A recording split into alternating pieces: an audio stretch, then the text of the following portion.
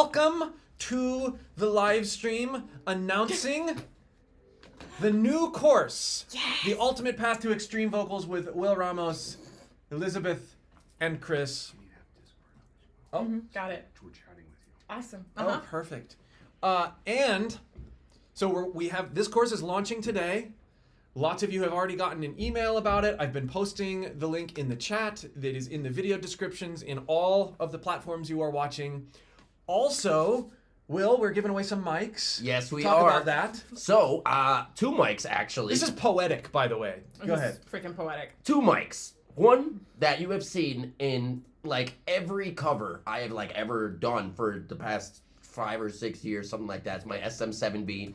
People have commented on it 1,000 times because they see it in my YouTube videos. They're like, what mic is that? Because it's all wrapped up with these crazy mandala looking things. But the very one that you use for all The one I use for everything, Yeah. though. It was in, like, a lot of my one-take videos for Lorna, for, you know, literally any cover. Like, Yeah. I'm telling you, that is even when I was just working at home and just laying out vocals for Lorna and, like, other things like that. Like, that's the mic I used. And I'm getting rid of it to one of you guys. So whoever wants it, just know you can have a chance to get it. And that's just the first one, because we have 2 mics. But we should say, you have to stick around to the end of the stream in order to find out who wins. Of Yeah. course. And you have to go register. We posted the link earlier in all of the chats. And I will post it again, because I mean, I don't know how it works with, I'm using Instagram. Yeah, Yeah, we'll So post do I it just got to again. Yeah, keep we'll post it posting again. it? Yeah. We'll post it like once in the middle again and then do, Okay, cool. Yeah. Just so you guys know, everybody just got here. I did post it already, but I will post it again. So you know, whatever, it's fine. I know. But yeah. I actually want that mic too. Shoot.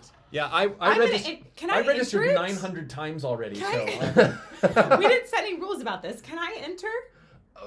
you I can't. think- You no, can't, no, I no. can. Mycroft can enter. Mycroft can answer though. Yes, he's allowed. With 6,000 emails. Oh my gosh. No, but like for reals, I want that microphone. It's pretty and it is legendary and I can't One of a believe kind. Thank you. you're giving Thank it you. away. But what else is gonna happen? I'm also giving away my SE Electronics V7. It is a mic that I use now all the time. I have a wireless version, but I have also a wired. And that is honestly my favorite mic that I've used ever, live, ever. And that's why I still use it to this day, today. So you guys are going to get a chance to get one. I'm sorry, like this blows my mind because Will here is incredible already, but he's gonna continue to just shoot up and like continue to rise and he's I hope. so young We in his hope. career right now and you're singing in such a healthy way too. So can you imagine how much these microphones are gonna be worth in 10 years?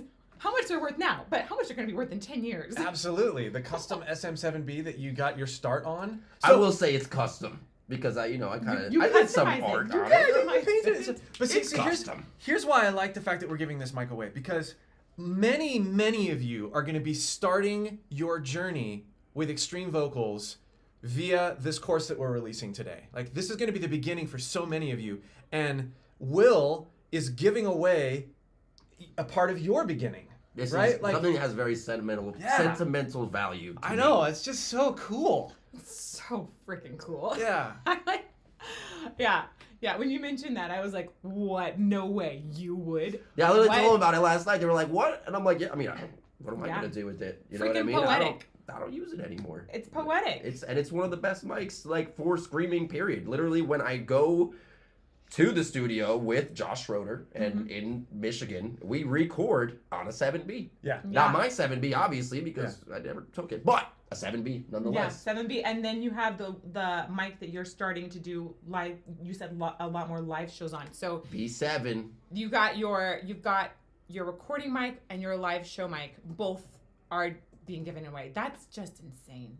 It's insane, and I think that is so kind, and also just like.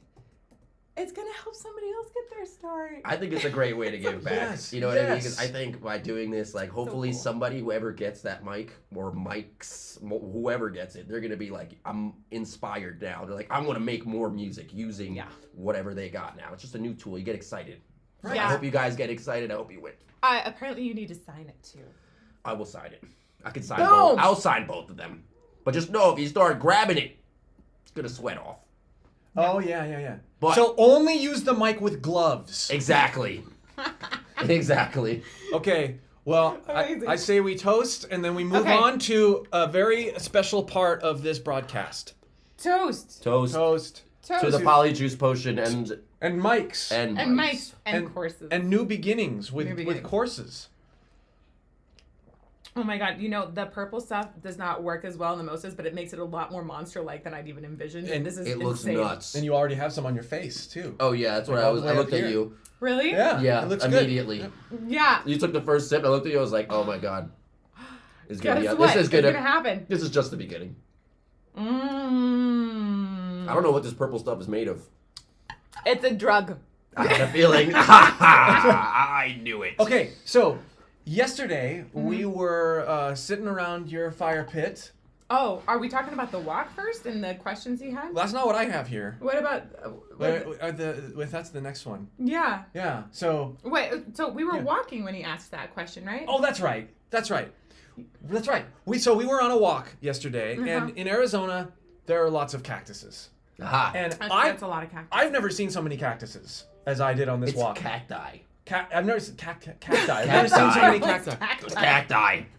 So, and Will, I think also, right? Like this is a new thing for you. Oh yeah. So we were going around, we were looking at all these cactuses, and we were on this walk, and you asked, how old? How can you tell how old a cactus is? There are so many massive cacti out here. I'm looking at them. I'm like, that one has to be like 1,000 years old. You know, like trees. They grow. Yeah. The bigger the tree, the older the tree. So in my mind, I'm like, this has to be super old. I actually looked it up. Yeah. Okay, yeah, you did. I looked this up. Yeah. Okay. Because did you guys? Tell us about- Did you guys look this up? We did not. We were relying relying on on you. You were hoping. Oh, thank God! Right before we went into this live stream, I had to look it up because I was just like, I hope somebody has the answer, but just in case, I'm going to look it up. I mean, I guess it was my question to ask anyway, so I probably should have had the answer. I didn't have the answer when I asked it. Obviously, that was a real question. How can you tell how old a cacti is? Does it have or to do with the cactus? needles? Yes. What's it got to do with? Just tall. Oh, How tall it is. Is no specific way to tell how old it is. Just how tall it is, how many arms, something about the areoles. Okay, so give us the ranges. So if it's 6 feet tall, how old might it be? Okay, I don't know that. No. No, It I mean it's depends. different for every cactus. Apparently they have. Oh yeah, was that one? saguaros. You were getting some information on saguaros. That was literally There's the one I a was ton of looking at. those in Arizona. They could be 300 years old. And Wow. and the one that was 300 years old was like 40 feet tall with like apparently 50 something arms. Wow, So I don't know what that translates to, but it ain't a that's tree. a lot. Let's put it that way. There are no rings. You have to be a cactus expert, Wow, yeah. which I am not. You're gonna become well, a yeah, cactus not yet. expert. By the end of this live stream, you will know slightly more about cactuses than you did before. So Exactly. very, very important. First of all, Will made a new best friend with a toy that my son decided he was kind of scared of. Do you wanna demonstrate this toy? I will do the honors, yes. This has become a cactus themed party. Hello. Oh, this is great. Welcome to the live stream. Let's go.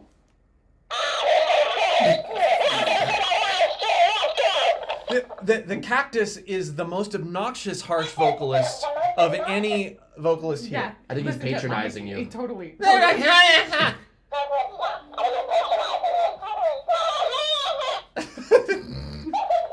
We're going to have a lot of fun with this. All right, but we're turning you off for now. I turned it off. Oh.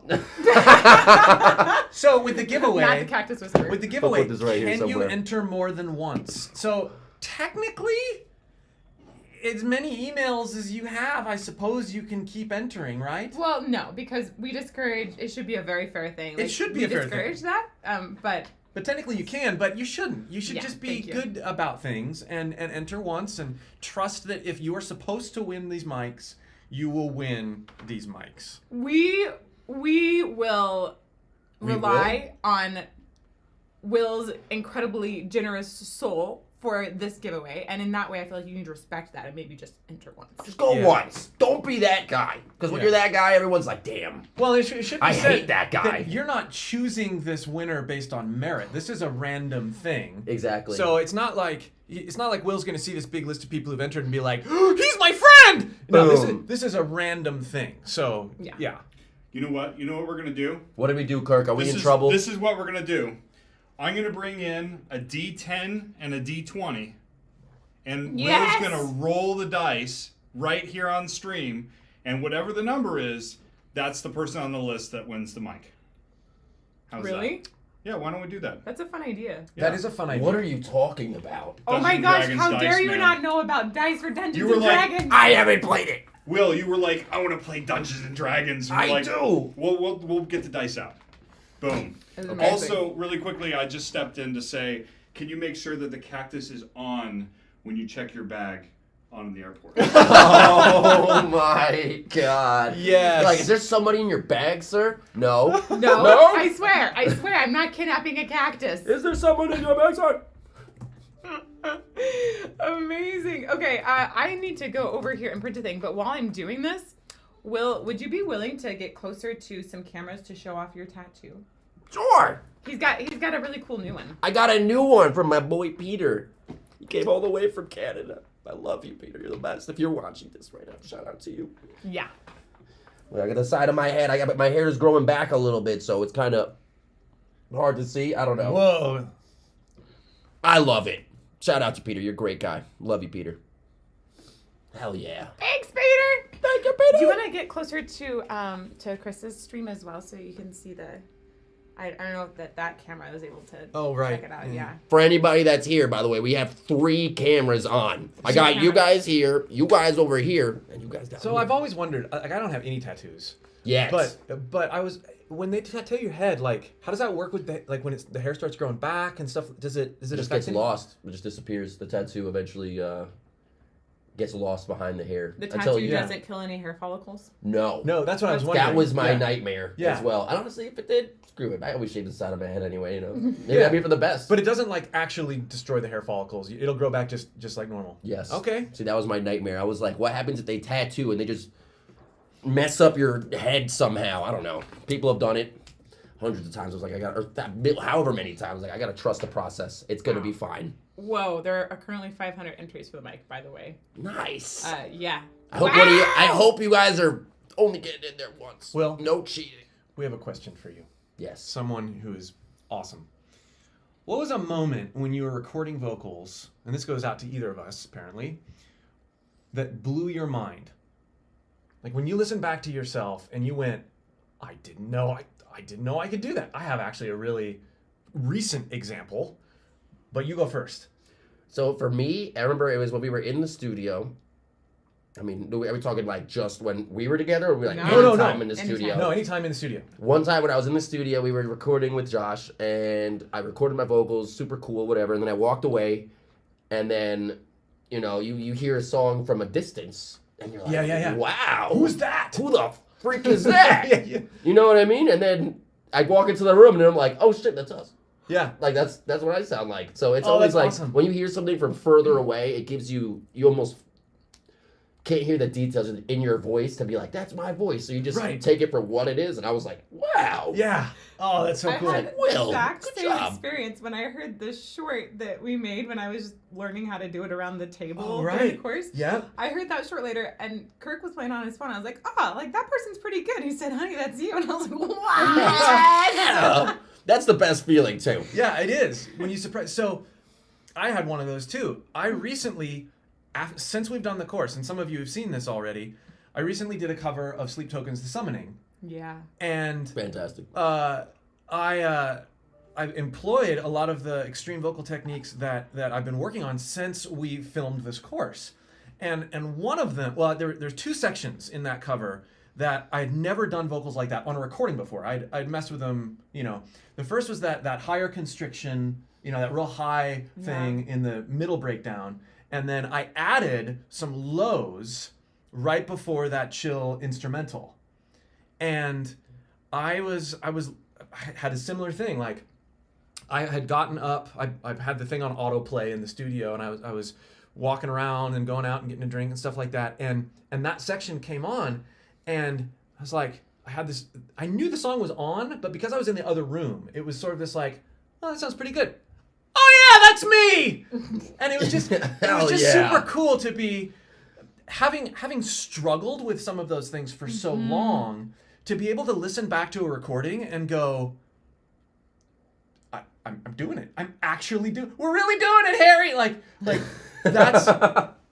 That was really, really awesome. So that totally blew my mind. There's my answer to that I question. mean, now I'm not gonna lie, because of that experience and being able to do that. Now when I'm actually recording, like in my studio at home, I'll lay down like all my vocals for like Patreon and stuff, and then I'll be like, all right, am I gonna sit here and just keep listening to the same thing 1,000 times and go absolutely insane? It's like, no, I'm gonna press play and then I'm gonna walk away. Sure. And listen to it from like the kitchen or Right. something like that, and I'm like, oh, That's awesome. But I you know didn't hear that anything that stood out as that was bad. That means That means It it's was really okay. good. Right, when you're listening objectively. But here's what gets me really excited. So sometimes I'll do that exact same thing. Like when I really like the what I hear coming from my own voice, I will listen to it over and over and over again, and I'll catch myself like feeling out what I did and like move in certain ways. And it actually, like, listening to something that's good that I sang is programming my muscle memory. So I'll listen to it over and over again, and it's like, you did well, this did well, this did well, this was good, this sounded great. And then over time, like listening to those good parts of my voice repeatedly helps me make it repeatable. oh yeah. Okay. I didn't even think about it that way, but yes. This rolls into something that we're going to do throughout the whole live stream, which is we're going to be making some challenges up for how to do some harsh vocals with, I don't know, some random thing that's going to, I have no idea if it'll work, essentially. Oh. What? Oh my god. We're good.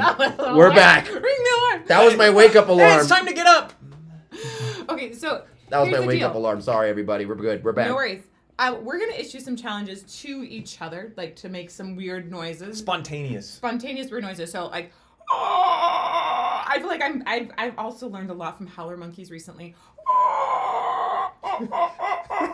Oh my god, that's Anyhow, sick. But actually, I think the tea kettles is one of the most amazing sounds that I've ever heard come out of me. But this said, can I hear your bass weird noise and your bass weird noise for the day? Bass weird noise. Give me a bass weird noise. You know what? These might change because weird noises can evolve. Better have another drink. Give me a weird noise. Oh, nice. That's all I got. That's all I got. That was good. That was good. That was a fresh voice too. With that fresh voice, no problem. Okay. In honor of my dog, who does not bark like this. Get some pulse chords in there. For anybody that doesn't know, by the way, he has the sweetest dog in the entire world. I love her. She's a fluff. I've learned a lot about listening to my dog bark since the course too. Like, I don't know how the anatomy works inside a dog, but you know that there's that. Oh, let me tell you, I have a video about that's that right. on the singing hole. That's right. Sorry. You just have a bag of straws? I have straws. That's how you know we're in the studio right now, and you need to have a warm-up straw. Come on. Guys, can you make that sound through a straw? This is my first challenge. Oh. I know. In this our is drink? ridiculous. And No, get over here. check it out, everybody. Ready? Okay. Oh, that is. Ooh. It bends. You're adding even more resistance to the air by bending it. Or Class. just changing the path of the air. Oh, But sure. by having a bendy straw, you can put it underneath your tongue to make sure you don't have tongue pressing down on your larynx so that you don't, anyhow. Hey, Will. Wow. Will, what was the? What's that? That's making sure my tongue doesn't press down on my larynx. Oh.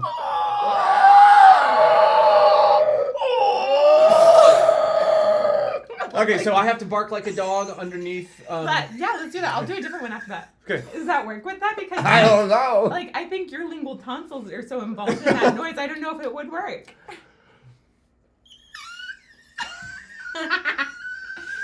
Oh my Will's god. anatomy, because this is such a high constriction in his throat, the back of his tongue has lingual tonsils there, and in order to make that sound, like, you need to constrict that area in the top of your throat. It's a different kind of constriction than the tongue just pressing down on the larynx. So this might actually prevent that noise from happening. Interesting. Yeah. So when you do vocals and you're doing that technique, make sure you don't have a straw in your mouth. Uh-uh. Not like that, anyway. Okay, so Let's hear your dog bark. Okay.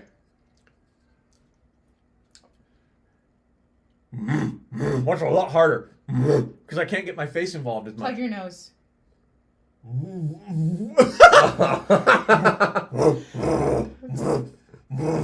got a little coming through the side still. That's gonna be really hard. That's impossible. It was almost impossible. I don't You're taking it to the next level here. I love that. You're just. I wonder if I can do a higher constriction, like. So I the think higher higher constrictions are easier. Plug my ears.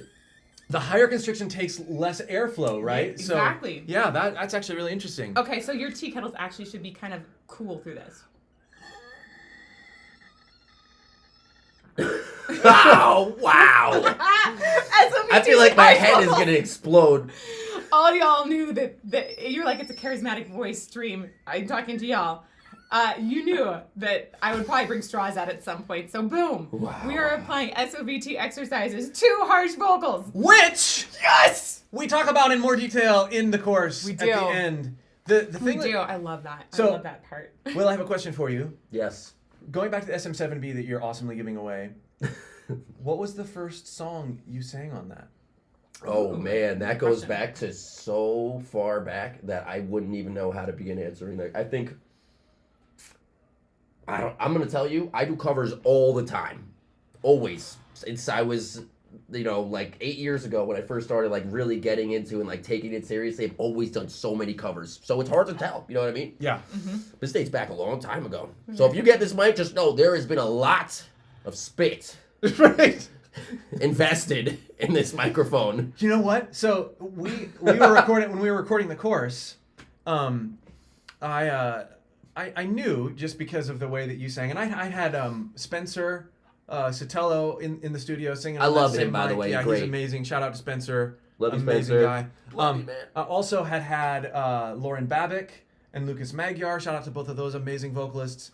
And I had not cleaned my popper stopper until after you left, and I did it because I was going to use the mic, and I went up to the popper stopper and I got real intimate with the mic, and I took a nice through the mouth and nose breath as I was getting ready to sing a meaningful note, and I went, oh. And so I had to take the popper stopper off, and I had to give it a good rinse and a good spray, and now it's good. So Imagine I what that would have looked like if this had been in Will's mouth ahead of time. Right. You guys like that purple? Oh, Purple no. splatter? Yeah, sometimes it just happens like that. hey, real quick, so You gotta spit on the mic. is this course for beginners? I've been getting that question a lot this morning. Hell Yes. yeah. Yes. This is Yeah. for this course is for everybody. Like, if you Yeah. are a beginner, you have no idea what the heck you're talking about, this is a great place because it gives you all the gateway sounds, all little things that you'd want to learn to even get into screaming so you know you're using the right spot of your voice rather Yep. than just like people who think they're screaming and they're not really screaming. You know what I mean? Yeah. And as well as if you're an advanced person and you've been doing it for however many years and you want to learn. I'm going to tell you, I learned. I learned from the course. That's what's so cool about this is we have 3 learners and 3 teachers. And so we start out the course where we're like postulating and speculating and doing all these like gateway sounds like you were saying and then as the course progresses it gets more and more advanced because we turn more of the reins over to you being the teacher and by the middle it's like this interesting passive baton to where we're sitting back and we're watching your mouth shapes and talking about the sources that you're using. And this is really cool. This is something that I'd never been introduced to until you brought it up on our planning meetings. But this course is based around what we call now the source filter theory. Oh yeah, this is really, really important for vocal pedagogy, and that was sort of like my role in this was to bring the vocal pedagogy side to it, bring some Pedagogy. science, bring some anatomy. Yeah, That's a good word. it is a good word. I don't know what it means. It's like teaching essentially. Oh, I love that. So ultimately, I introduced the source filter theory, which is very, very common in voice and speech, and we talked a lot about how to apply that to harsh vocals. So this could be a first-time thing, or it could be somebody that's been doing it for years and years and years, and has learned more about what they're doing, so they can unlock more. Because we isolate sources. We spend a lot of time talking about the meaning and the placement of different sources and how to use those. And then we talk about in separate videos and separate settings, the different filters. And then over time through the course, we talk about how the sources and the filters blend to make all the sounds that you make. Yep. When we can delineate things like that, it becomes way more approachable. Like the thing that the moment, or one of the moments in the course that really struck me is when you'll see it in the course, when you turned to the one of the cameras and you said, "Everybody wants to know how to do the goblin scream. Here's how you do the goblin," then you talk a bunch, and then here's how to do the goblin scream. And when I was looking back at that, you announced it and then you did it. I was able to watch you and go, I can identify the source and what sounds the source is contributing, and I can identify the filter and what sounds the filter is contributing. Because of what we've done in the course, I now intuitively know how to make that sound. My work is done.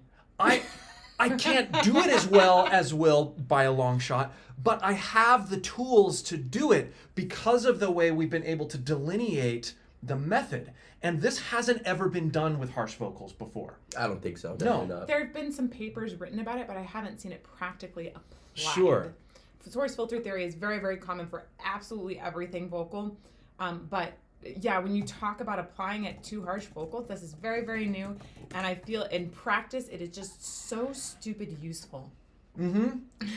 So yes, the course is for complete beginners, but let's answer another question here.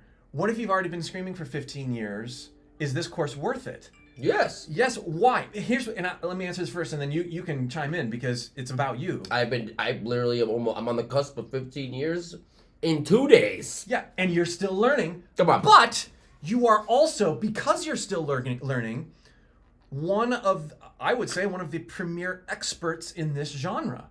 And so you are learning from someone, if you've been screaming for a while, you are learning from someone who has been doing it for a while and is still learning and has been doing it safely. He was just telling me on our walk, he was just telling me about the tours that he's gone on and how, he'll go 3 days on, 1 day off, 4 days on, 2 days off, that kind of thing. And to be able to pull off the sounds that you make night after night, do them well, engage with the crowd, and not be totally trashed or even remotely trashed, you feel great after. You are doing a lot of things right. I'm trying out here. You always learn. I feel like you always learn something about your voice. This goes back to what we were actually talking about yesterday. And just how the voice is always developing, and especially as a guy, our voice, what the heck is his name again? Jesus Christ, Ingwe? Ingo Titsa. Ingo! The Dr. Ingo Titsa. Yes. Who has also looked inside of Will's throat and said it looks really lovely. That's great. That's an ultimate compliment. It's healthy. Ingo says as a man, your voice will continue to develop until I think it's like moving past your 30s. So if you're in your 20s and you think in your mind, my voice this is it, it's never going to change, you're wrong. And so it's because of things like that, and your voice is always changing. You have to find new sources sometimes just to get the same sound, or you create something that you've never done before. And it's always a transitional stage, and that's why the voice is always changing. It's getting better, or it just changes to something else. And that's why it is so important to learn how to learn about your voice. It's not enough, and we talk about that in the course over and over again, on the tail end of almost every module, because our voices change with age, because our voices change with climates and use. The biggest thing we can do for our voice, and we spend 3 modules in the course doing this, is embracing sensations, and those sounds that we then make are based on our embracing of these sensations. So as we continue to embrace different sensations, we are constantly in tune with our voice, changes and all. And the sounds that come out of it come as a result of our constantly embracing those sensations. Oh yeah. I mean, I feel like for me, what did we do now, Kirk? Oh no, keep talking, Will. I was pointing for Elizabeth to read. Oh. There's a bunch of questions and stuff. Oh, good. Okay, so here's the deal. Yeah. We've been answering some questions already. We had designated a QA time for later, That's right, but what we're going to do is we're going to answer some of the questions that are there already since we started diving into it. And they're relevant. And they're really relevant at the moment. And Kirk is amazing and just came in to let us know that they were super relevant right now, and we should Thank now. you, Kirk. Thank you for just everything. You're just saying My that because you love. had half the mimosa already. She's had the most. And, She's had the most. Wow. Look, she's had more than us. It is 9:42 in the morning. She's drunk. Let's go. Wait, aren't you guys filming something after this? Right. No. You'd be Yes. toasted. Yes. Yes. Yes. All right. That's gonna be a great video. Okay, questions. What questions do we got? I got some questions here. Let's rapid fire these because we got, oh my gosh, we've got some great questions. Okay, I'm going back all the way here. Kevin Buckley says, Will, my son Gunnar, is 10 and you're his idol. He Nice. wants to be you when he grows up. Can you please have a birthday, or can he have a birthday shout out? He wants to be Screamer. Happy freaking birthday, Gunner. 10. Double digits. Double digits, man. Happy birthday. Very excited for you. I hope you have my birthday is in 2 days, so you're a May baby, and that means that we are awesome. Give him a nice birthday roar. Can you say happy birthday with a roar? Happy birthday to you. By the way, Gunnar, you almost share Will's birthday, just so you know. We're very close. Very, very, very, very close. What was the most intimidating audience you performed for? And that's a question for anyone. So let's go boom, boom, boom. Me? Intimidating audience. Oh, Summer Breeze. Summer Breeze was... Yeah. Oh, and Bloodstock. No, it was Summer Breeze. Summer Breeze is definitely like the worst. I remember I didn't look out at the crowd at all, and we were expecting, because it was raining that day. Like a kid. You were expecting a kid, a baby. Sorry. I was sorry. expecting nobody to be there. Like, ever. I was like, nobody. It's 2 o'clock in the afternoon. Mm-hmm. It is about to downpour. Oh boy. Nobody's showing up to this show. So I'm just going to just hang out back here, backstage, and just wait till we're about to go on. And as soon as we went on, you know, you walk on the other side of the tarp, and that was literally the biggest show we've ever played, ever. Like, it was like something like over 10,000 people or something like that, like 20,000 people. It felt like when I was, you ever see those videos of Rage Against the Machine live? She hasn't. I know. But you guys may have. Not yet. Not yet. And, I'm like- actually going to go see him soon. Oh, really? Oh. Yeah. Amazing. Yeah. They played a show once, and they have a whole YouTube video where it's literally like an endless sea of people. Like, you don't know when the people end. It's just, all you see is just humans, like, out there. And I was like, wow, this is crazy. I wish to one day have that experience. And that was honestly Summer Breeze. I was like, Wow. I was, like, shocked and demoralized at the same time. Oh. I was like, whoa, overwhelming. I think for me, there's just so many options that I kind of flowed through my head. I'm going to give you one time when I was really intimidated by an audience, which often really happens. I am not somebody that doesn't have stage fright, okay? I have learned how to work with it and channel it. But there is this time at the Opera Theater of St. Louis. It's called Press Week. And that's when all of the press comes in to review all 4 of the shows. And I say at Opera Theater of St. Louis, I was 5 years maybe. It was 4 or 5, and it's a summer program. Or a summer like series of operas there. It's such a great place. And every time Press Week came around, I was just like, oh man, gotta be on all 4 shows. That means that you're performing like 4 shows in 3 days in that case, and they are getting reviewed by like 30 different. So, like, 2 shows in one day? Yeah, one of them is 2. It's a matinee and an evening. That's tough for opera, okay? Yikes. That's really, really tough. So that week counted. However, since then I've also looked back and thought, I don't know how much I really care about all of the press. Like, there's some good press out there, but there's also just some jaded press out there. Yeah. I would only say this after a large mimosa. Great. So, man, it's been a while, but I can think of one that was initially really intimidating, but then one of the more like victorious, fun experiences. So I got flown out years ago to be a guest for a band's CD release party that I had been producing. I produced their album. I played guitar on it, and they flew me out and they were like, yeah, we want you to perform with the band during our stuff, but then we also want to do an opening set. And I was able to do some things, and they actually said, we want you to do some Chris Cornell stuff. Oh my gosh. And so of course naturally, you know, I cut my teeth on Chris Cornell. He's one of my biggest influences ever. And but I was a lot younger, and I did not have the techniques that I have now. And so I was planning the set list, and I was like, you know, I'm just gonna do this. Even though I'm not 100% that I'm going to do well, I'm just going to do it. I'm going to stretch myself. And I got up to do the one song that intimidated me the most was "Show Me How to Live" off the Audioslave album, the self-titled Audioslave album. And we got up, we did it, and it went over so well. And the crowd's response was so awesome that in that moment I was just like, yeah, I can do this. But it took me not saying, I'm not good enough yet, so therefore I'm not going to do it. It took me going, I am what I am. I'm gonna go do it, and whatever is will be. Yeah. Whatever will be is. Whatever it is, yeah. And that Get was thrown just, to the dogs, like immediately in the fire. We're Right. like, you are going to do it or you will not do it, but you're going to be there and do it, Right. give it a shot. But I mark that moment for me as something that really changed my path as a vocalist and as a musician, and really for my entire outlook on life. It's like, just say yes. You don't have to be ready. In fact, it's actually better if you're not ready. Just do it to advertise Nike. Of course. There is something to that, because I feel that once you've embraced being out on a limb, it really helps you to deal with anxiety and stage fright afterwards. Mm-hmm. Definitely. I'll tell you guys, I still get stage fright right before I go on, especially like, again, Summer Breeze, big shows like that, these festivals that we got coming up for this next tour I'm about to go on. Every time before you go on, you just get those little heebie-jeebies. It never really goes away. It kind of does, but it doesn't. You know what I mean? You're always going to have a little bit of nerves before you go on. Will, I have 3 things for you.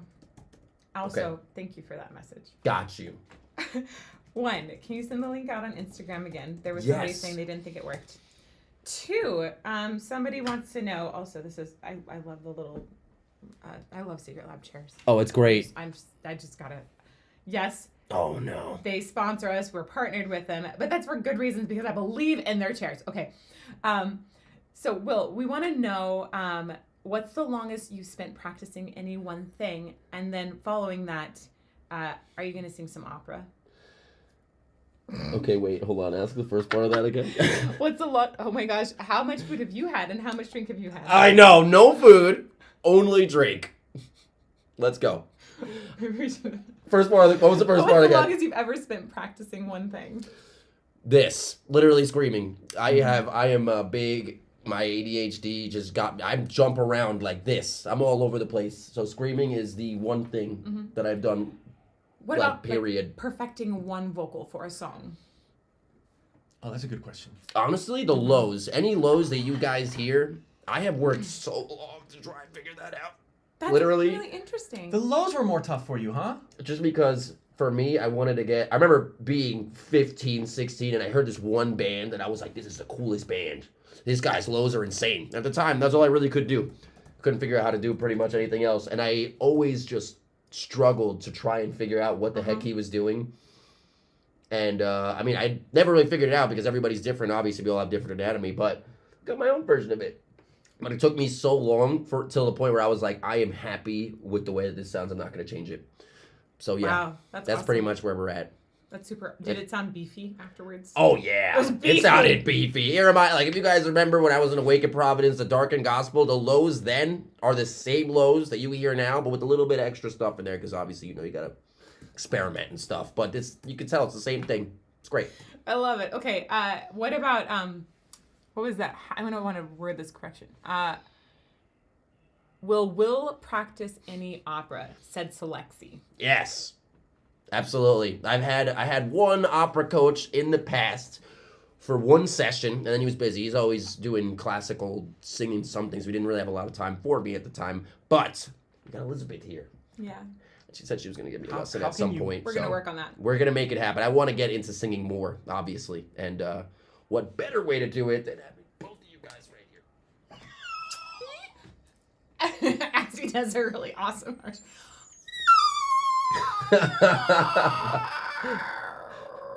That might have been a banshee pterodactyl. I like it. But I'm going to ask you one question. If I do one of these, am I going to get out of this live stream by accident? Probably. I have no idea. All right, guys.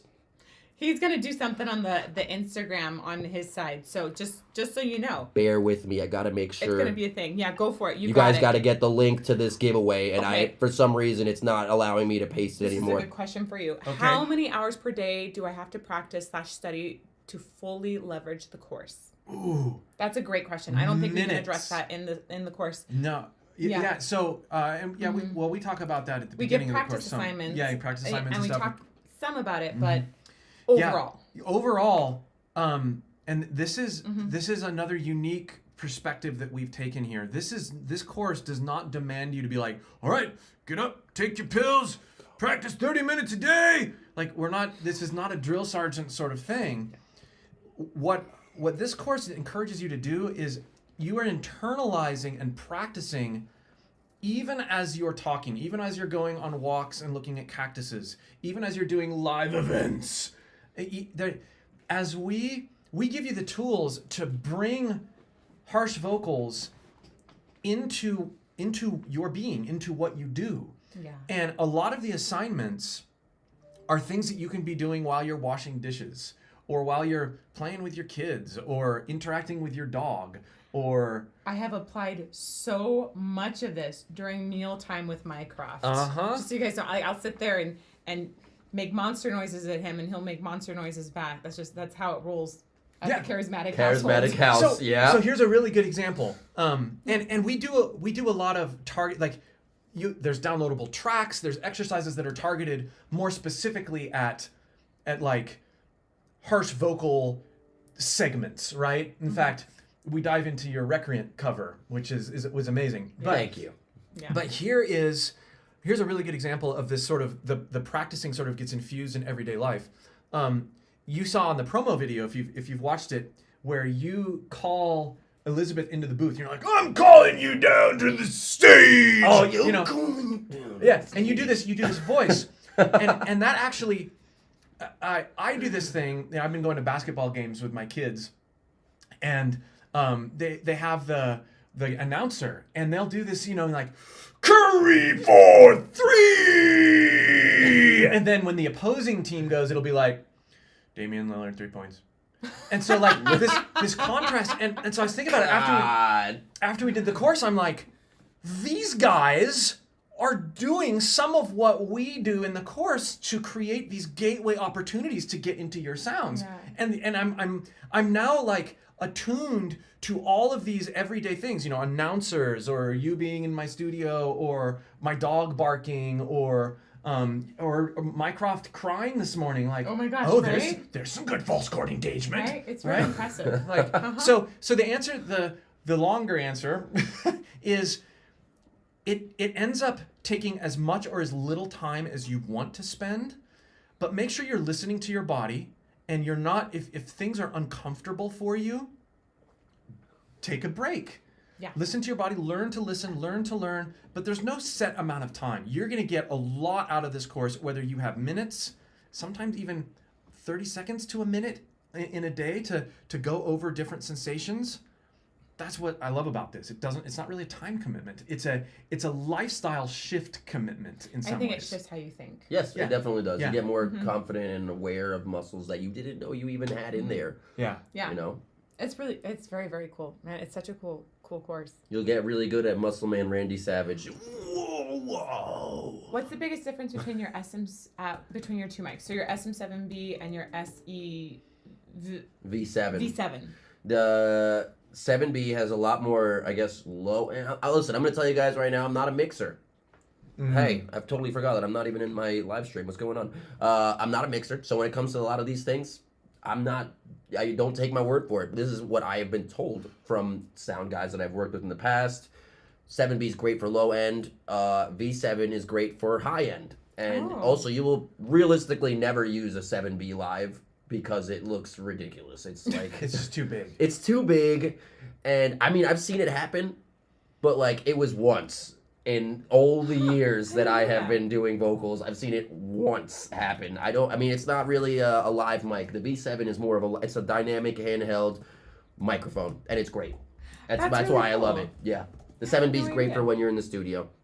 I really love that. The more you know. Any advice for changing between clean and screaming / harsh vocals during a song? How do you code switch?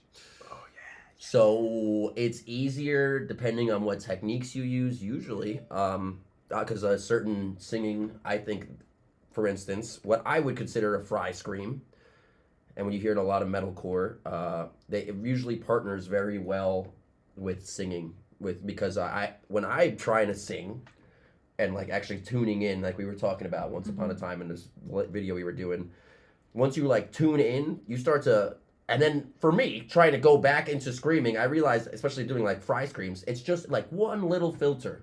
You just add that little filter to a singing technique, and then now it's a scream. But it's not a false chord scream. It's usually a little bit higher in the register. Is that what it is? Higher constriction. Higher constriction, and you could hear it. And so I would say, if you're going to learn how to sing and scream at the same time, figure out those higher constrictions. Get really good at them because they partner very well together. False chord screams also, they can work, but I'm going to tell you, I've never heard it happen. And when I do hear it happen, like in Era, it's because they have two different vocalists. They have a singer who sings, and then they have the main vocalist who, I guess, did false chords. This is like old Era. I don't know if that's still the case anymore, but... That or Tuvan throat singing, or we think maybe Gojira. Yes. Gojira, well, and Gojira that is just definitely an brings, exception. it brings me into the sing scream technique, right? That super broken up Chris Cornell scream. Achoo! What I do in some of the Sleep Token Woofda. stuff, not the growl part, but some of the other screams that I do, the sing screaming. That's why the sing screaming is probably my favorite technique of all of them. Because, Pitch screaming. Yeah, pitch screaming, because I love being able to start with a note and then just roast it to the point where you still hear the note, but it's almost growl-like with the note in there. Oh, yeah. Yeah. I mean, there's a band called Architects. Oh, yeah, Sam Carter. They Sam have Carter changed a lot, obviously, in the last album. Yeah. But if you know Architects, you know that guy is the guy. That's He knows. the sing scream guy. He is the sing, pitch, scream, Yeah. mastered it. I've never heard anybody master it like that. He can do an entire set of just pitch screaming. Yeah. So if And that's you're, incredible. if you're going between totally clean and totally harsh vocals, so you're needing to truly do that like code switch between different verses, essentially. What I would say is just practice those two things separately, so that you have a really clear idea of what that goal is when you get there. Because sometimes people get them confused and try to start doing harsh vocals with their clean chords, and that's where you get into trouble. So if you can get those two sensations delineated separately, and then try and put them together, I think that's a much safer approach. Yes. Great questions. Okay, and that was also perfect. Okay, we're gonna let's hi. Is it time for fake cactus trivia? It might be. I think it's time for Is fake. it? Do you have the... Oh gosh. Mamma mia. Here's the thing. We are really, really all about cactuses right now, and I started bullshitting about cactus trivia and just making up stuff the other night, and Chris believed some of it, and we'll believe some of it too. Oh, yeah. So we had this great idea of coming up with some cactus trivia that Sandra has written, and some of it's true and some of it's not. So we're actually going to Do you have a bring list? bring Sandra in. Yeah, and I printed it, by the way, Sandra, if you're We're watching. bringing in Sandra. But we can't look at the list. We can't look at the list. No. She's gonna. Oh, do I have this Yeah, stuff on there's you so still? much purple on your face. Yeah. Purple Since on my the face. beginning. Is it Yeah. still there? You know what? I'm gonna look in a mirror and see if I have purple stuff on my face, and if it's there, I'm just gonna smear it over the rest of my face. That's the way to do it. And Sandra's gonna come in here and she's going to give us some cactus trivia. How cool is this guy? Cactus trivia, some of which is real, and some and of we it have is to not. determine if it's real or not. We're mostly gonna let Will try to answer these. Oh, God. Let's Oh, go. great. Here you go. Okay. Careful, do you want me Hello, to... everybody. Welcome Sandra to the stage. Huzzah! Hello all, I've been summoned. Summoned. I'm so much purple. Like a kraken. There's a lot of purple. Welcome to the party. Hi all, I've been watching from the sidelines and watching Minecraft, so I'm having a very good morning. Am I gonna wait for Elizabeth? Okay. She's there. Here she is. Do you wanna sit? Stay right there. Stay right there. Okay. Yeah, I'm gonna do this right behind you. Okay. Number one. Question number one. Are we playing for prizes or just more champagne? Oh. Fun. Fun, we're playing for fun. We're How playing about for champagne? food. Just go. Okay. We've got plenty of champagne. Thank you, Kurt. Of course. True or false? Are you guys ready? Yes. You have to Yeah. answer in the chat as well. Yes. True or false? Cacti have areolas. True. It's true. I just learned that. I just learned that today. That's how you know how old the cactus is. Cacti have areolas? They have areolas. Do they lactate? They don't lactite, but it's where their spines are produced from. So it's a type of condensed branch, and they are indeed called areolas, but no What? touchy-touchy. No touchy-touchy. No touchy. Not without consent. Wow. It is too Thank much. you. I learned that today. Perfect. Let's go. No touchy. All right. I might be really good at this. You might Actually, be I'm not really going to good at count my chickens. Let's see what we get. We got to get to question 2. There are many edible cacti fruit, but the fruit of the barrel cactus, which resembles a tiny yellow pineapple, is a well-known aphrodisiac. True or false? I'm gonna say true. Let's find out. Let's go. I don't think we have time for that. False, you perverts. Wow. Wow. What part about it was false? They have abundance of vitamin A and C, but will not increase your libido unless you have some weird sort of fetish, Chris. I'm sorry. Elizabeth likes vitamin C.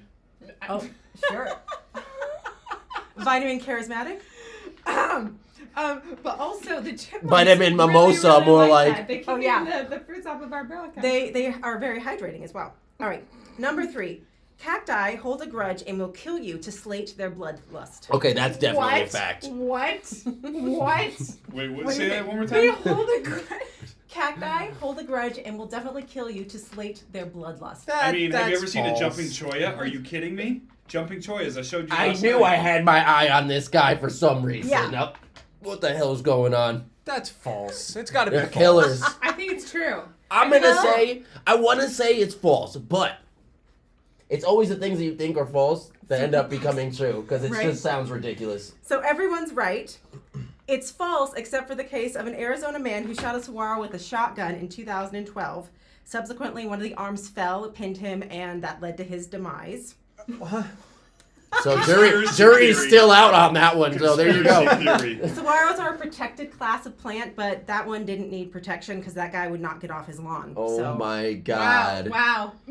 don't mess with saguaros. Jeez, Wow. don't. This is so much better than I even imagined. I'm up at like midnight, like typing random Oh, facts. nice. Okay. When you make it to a gunfight, just make sure you bring a cactus. Yes. Yeah, you'll take them out with the cactus. Too Bring easy. a cactus to a It's more gunfight. dangerous. Can that go on a t-shirt? Bring a cactus to Bring a a cactus gunfight. to a gunfight. Oh my God. I like it. He shot him with a shotgun. Who shoots a saguaro with a shotgun? It's rude. Someone who's afraid of That it. dead guy. Mamma mia. He was drunk. Oh God. Stop the mimosas. Hide the shotguns. Number 4. Number 4. Cacti ribs correspond to numbers in the Fibonacci sequence. What? What? Wait, That's what? true. That's true. That's true. Let's That tell makes sense. everybody Would what know. the Fibonacci sequence Maynard is because would know. maybe they don't know. Well, just 'Cause like, we look all up know. Tool. I mean, Yeah, there's a lot of music facts that go along with the Fibonacci sequence, as I'm sure you know, and the golden ratio. Composed by the Fibonacci sequence. So the Fibonacci sequence means that every corresponding number is the sum of the 2 previous numbers. So 0, 1, 1, 2, 3, 5, 8, 11, Keep going. 13, 21, 34, 55. That's about where This I'll is stop. pretty. That's about where I'll stop because that's all we have written down. And then, Actually, it's more than I had written down. oh God, oh nice. So many of Mozart's piano concertos were based on the Fibonacci sequence and the golden ratio. If you've seen a bass clef, you'll see it's the same as the Fibonacci spiral. Same as cacti. Same as cacti. If you see the spiral in the cacti or acorns or many other things in nature. Also, Da Vinci's Mona Lisa, if you superimpose the golden spiral on top of Mona Lisa, Then she becomes a cactus. she becomes a cactus. She becomes a That's incredible. Real spiky. Wow, the Da Vinci Code has been cracked. You right said you here. knew that one, right? Yes. Yeah, he knew. Okay. There are almost 5. We're on number 5. Too easy. There are almost 2,000 varieties of cactus that can be found in almost all climates, not just the desert. Oh, that sounds. Well, I don't It's know. so believable. Right, I'm it is so believable. believable. It's You could have too made up any believable. number and put it. I'm gonna say false just because I think you made up the number, but He doesn't trust me. no, I What don't. do you think? I trust you because I know you wouldn't do me wrong.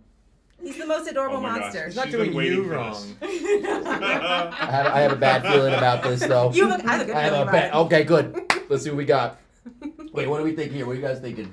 True or false? I don't believe I think Sandra it's too 1 believable. second. I think you're too mischievous. Yeah, I don't It's believe true. Sandra for It's It's true. true. Whoa! Really? See, That'll teach you. Yeah, See? I believed in you. I knew. We've been conditioned our whole I've also life. said sure to everything so far, so I'm really. Will's the only one. well, I'm gonna get you. Will's the only one that believed in you, Sam. I know. I believe. Chris now believes in me. I'm learning. Oh, you're right. I'm always learning. I'll go. I got it. Okay. Oh no, we got Baby a time, mic baby call. time. Putting him down. Yeah. Stop. Baby Baby time. time. Okay. Some varieties of cactus live up to 300 years and can weigh up to 4,800 pounds. Okay. I want to say false. Up to Because 300 4,000, years? 300 years, yes. That But was true. 4,000 pounds? 4,800 pounds. It depends on how That's recently more than my it car. rained. I think. But I don't know. Probably. What kind of car do you have? Little, Is it a tank? little Volkswagen. What do you think, Chris? wasn't listening. Oh. Oh my Sorry. That's all right. goodness. So We I could go said one more some time. varieties live up to 300 years and can weigh up to 4,800 pounds. True. It's true. Wow. Cacti are He's like, I live in prolific Colorado. Wow. We have and deserts. corpulent. Love that. Crackino. I had to bring him over. Kirkino. Tequila is made from cactus. True. No. No, it's false. It's wait, No. is that a cactus? Is it qualified as a cactus? I don't think No, it's a okay. cactus. It's false. Yes! So, I am Hispanic. There you go. For all you guys out there that doubted me, I know about tequila. What's up? Yes. That's amazing. so blue agave are succulents, not cacti. All cacti are succulents, but not all succulents are cacti. Oh, I love these kind of questions. So weird. So weird, right? Yeah. I'm gonna say all succulents are not cacti. I might be wrong about this, but my wife likes succulents, and she puts them around our house and stuff. And a lot of them just don't. I couldn't see them passing as a cactus. You're right. Okay. Yeah. All right. Chris Let's for the go. win. Too Okay. easy. The mature saguaro cactus is limited to absorbing 100 gallons of water during a heavy rainfall. Whoa. Wait, what? Say that again? The Whoa. mature cactus is limited to absorbing 100 gallons of water during a heavy rainfall. Did you say a saguaro cactus or just a cactus in general? This is A big mature big boy, Big boy. 4,800 pound saguaro cactus. How many True. gallons? True. I want to say false. It How could many gallons of water? 100. It's limited to 100 Oh, gallons. limited? No, false. But yeah, it's all on the details. Yeah. Oh, false. that's where you They get can, tricky. They can with it. absorb way more. Yeah, Wait, what? we have tiny human bladders. They can easily absorb up to 200 gallons at once. That's so much That's water. That's crazy. a lot of water. That's crazy. Yeah. How many I know. gallons are in your pool? Right? Right? I don't know. But how many gallons are in the human bladders? Because I feel very How many inadequate gallons right are in the human bladder? That's probably too much. Not a gallon. Hopefully not. Otherwise, go to the hospital. Okay. You're right. That would be difficult. All right, last question. Okay. You can eat them. Yes. I've had cactus several. Well, No pollen, right? Sometimes. Yeah. Yeah. I like them. Yeah. I like Prickly cactus. pear. Prickly Prickly pear. Great Yep. in a margarita. Yes. Nopales, or you can also eat It's the a thing palms. They're very Yeah. tasty. It's very peppery, Can you imagine being the first person to find that out? right? Or the first who Just like, ate a let's just- mushroom for the first time. That, Like, they that's look Mike weird. Kelly. They look crazy. But a cactus will literally look at the quills on that thing. You're like, wow, I'm gonna eat this. This is a good idea. Yeah. Have you ever been pricked by a cacti? Have you? Yeah. No. Oh my gosh. Oh, well, we can make that change before you go home. Oh, thank God. Thank God. New My- experience. Literally, so last time we were in Arizona with my whole band at an Airbnb, there was one massive cacti right next to the pool, and my drummer literally jumped out of the pool and then almost stumbled out, and literally had to put his hand up on something, and he did not realize that it was a cactus. You know, it was like a pillar because you see it with the corner of your eye. You're like, nice. Oh man, he was down bad. Oh. Wow. I was like, wow, I'm so glad that I hope that never happens to me. Yeah, that's not a good thing to Because happen. it was the long boys. It wasn't the little macaroni and cheese needles. We're talking full rigatoni. Yeah. Full Full rigatoni. rigatoni. Crazy. Well, a new experience for you that you could have that could bump you up to a higher register of singing. Yeah, I tried to look up how many people are injured by cacti impalements, and I couldn't find any. That would be an Consistent interesting data, but- thing. Yeah. It's a lot. I hear about it. You hear about it. Huh. Okay, I'm Oh gonna my give gosh, you can you chair imagine back. just like the peppering of the wow. It's like microneedling from a cactus. Oh yeah. I would just Thank like you, to that was very say. fun. Thank you. I love you. Oh wait, just a second. I also love We're having a your moment outfit right Yeah, now. yeah, We're having a yeah. moment. I was seriously gonna wear this anyway. This is yours, right? Do you want to trade It's me? very fitting. No. It's very fitting. Cheers. It's so good. It's so Cheers. good. Everybody say thank you, Sandra. Thank Cheers. you, Sandra. Nostrovia. Cheers. Boom. This This is is amazing. incredible. And you guys did excellently. I was very impressed with your. You did something. Cactus. Except for on the trust factor. That's okay. Trust needs to be built Yeah. Or degraded over True. time. or degraded over time. Bye, And with that, love you guys. Have fun. Sandra. Bye. Bye, Sandra. Go home, Shay. So, I can't believe we don't have cactuses anything like in Arizona and Colorado, but we like to go on hikes with our dog, and so just so you guys can visualize this, I have my wife and my family and I have a Samoyed dog. Oh my It's gosh, it's such a cute dog. a big white fluffy. She's a fluffer. Snow dog, and we love to go on hikes. She loves to go on hikes, mostly in the snow. She loves that, but Does she ever just come, when you go on hikes, you ever come back and she's just covered in everything that you hiked over? sure. It's like every Sure. time, right? Yeah. Well, yeah, but her coat like sort of wicks a lot of stuff off, which is really, it's an amazing coat. But sometimes we'll be hiking, and off the trail there will be, and she likes to go off the trail some and explore, and there'll be these little cactuses everywhere. Oh. And so we're like, be careful! Don't step on the cactuses! And somehow she can look so incredibly hasty, just running everywhere and sniffing and doing all this stuff. And she somehow, I've never seen her step on one. Dodges every single Yeah, cactus. but it's not like for me, if I was walking off the trail and I had bare feet, I would be like looking at the ground constantly and be, I can't step here, I can't step here. And she's just going everywhere and doesn't seem to step on a I cactus. wish your drummer had Samoyed sense. Oh, yeah. 100%, yeah. Yeah. He messed up on that one. Yeah, totally. It's like cats almost. Like when you ever see those videos on Instagram where like somebody will get the whole hallway and they'll just put like a bunch of cups or a bunch of something standing up.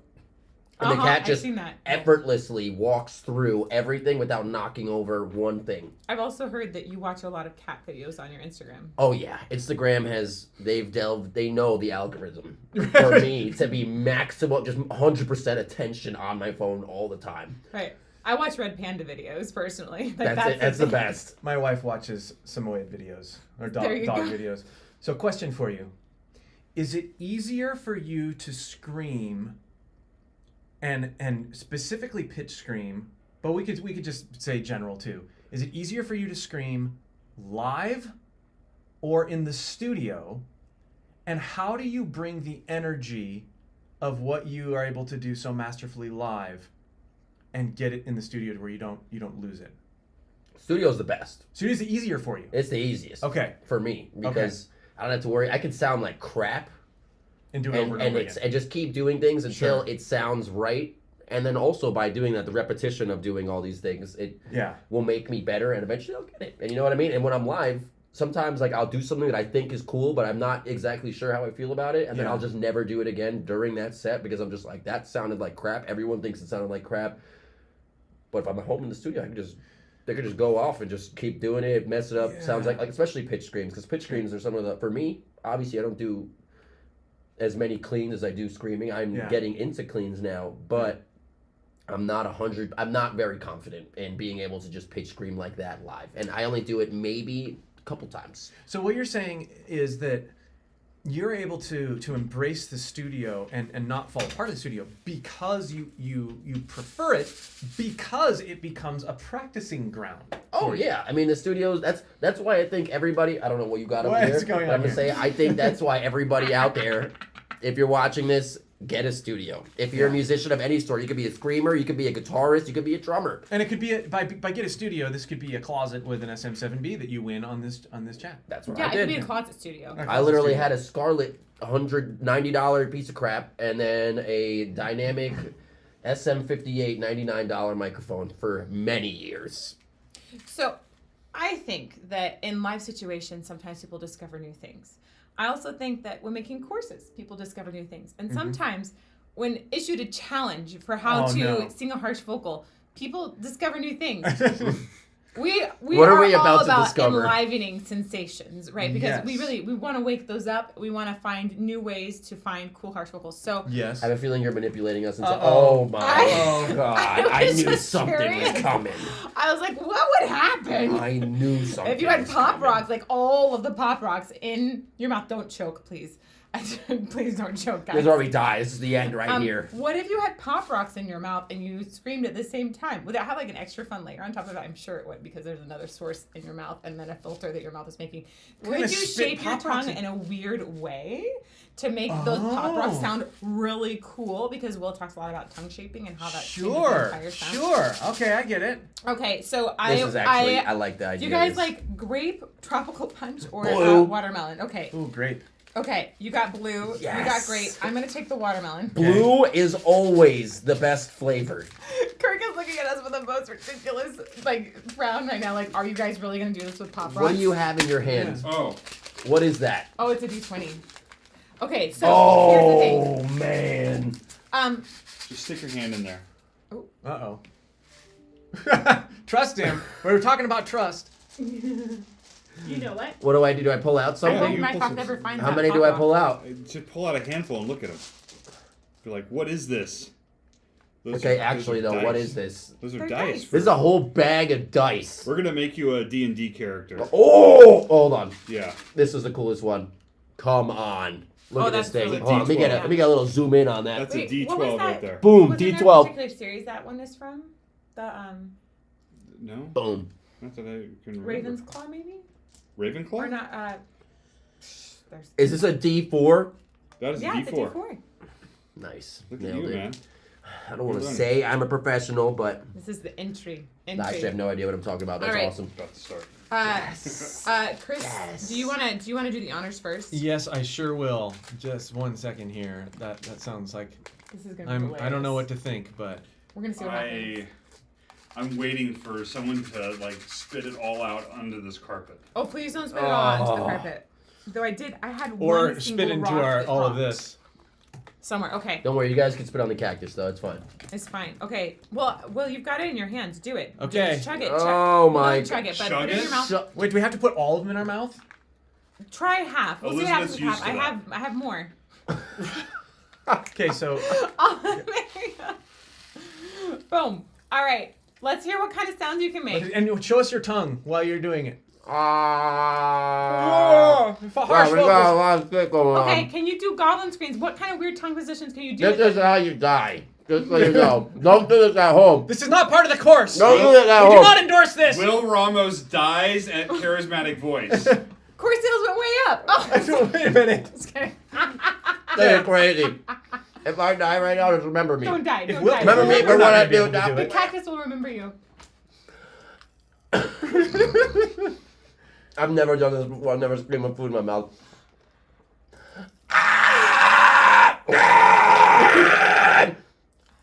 I like the popping.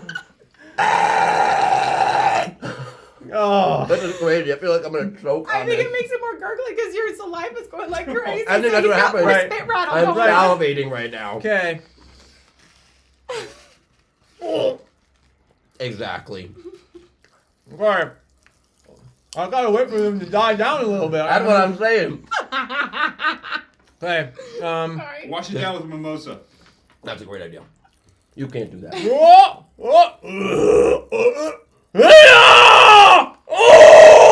That doesn't really do anything. I can do it just fine. We need the mic. Well, this is also because it's in your filter part of your mouth Right. versus your source Right, part. I So would- as long as you're sourcing, but the problem is with harsh vocals, sometimes the tongue shape is crazy. That's right. So I think it would actually affect Will It- even more because it he's so totally- much more specific. That's with why I his went for tongue the shape. goblin. That's Over right. The goblin Yep. first.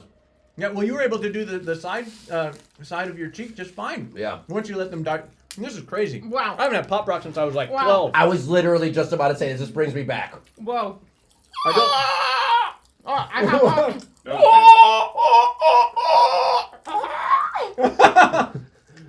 Kirk knows the Heimlich, So, it's so we're affecting in your good sources hands. More than it This is affected true. my sources. There you go. This is true. Because I want to keep the pharynx back away from the stuff. Oh, yeah. Like my instinct Yep. is like keep my pharynx off. And this is so weird. Whoa.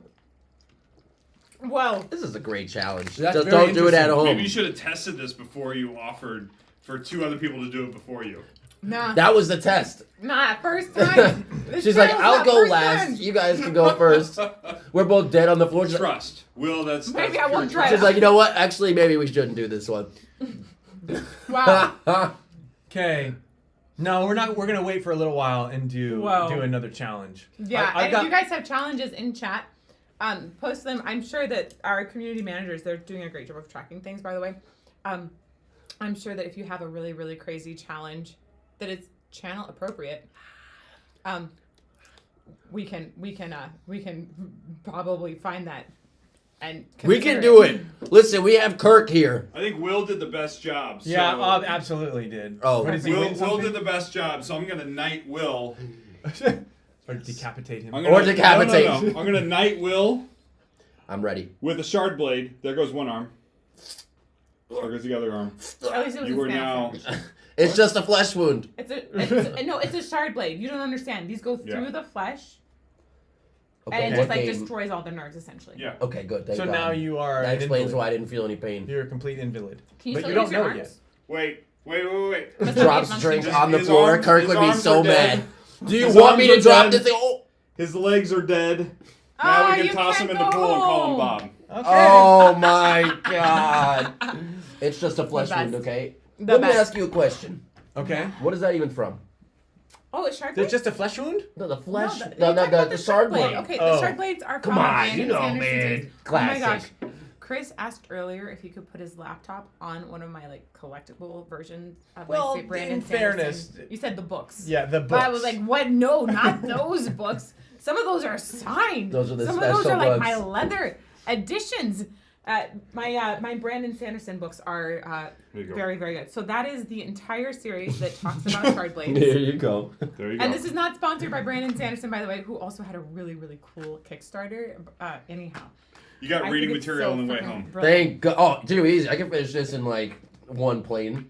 One plane. Depends on how long the plane Oh, is. whoa! There it is. Wait, is that on the front too?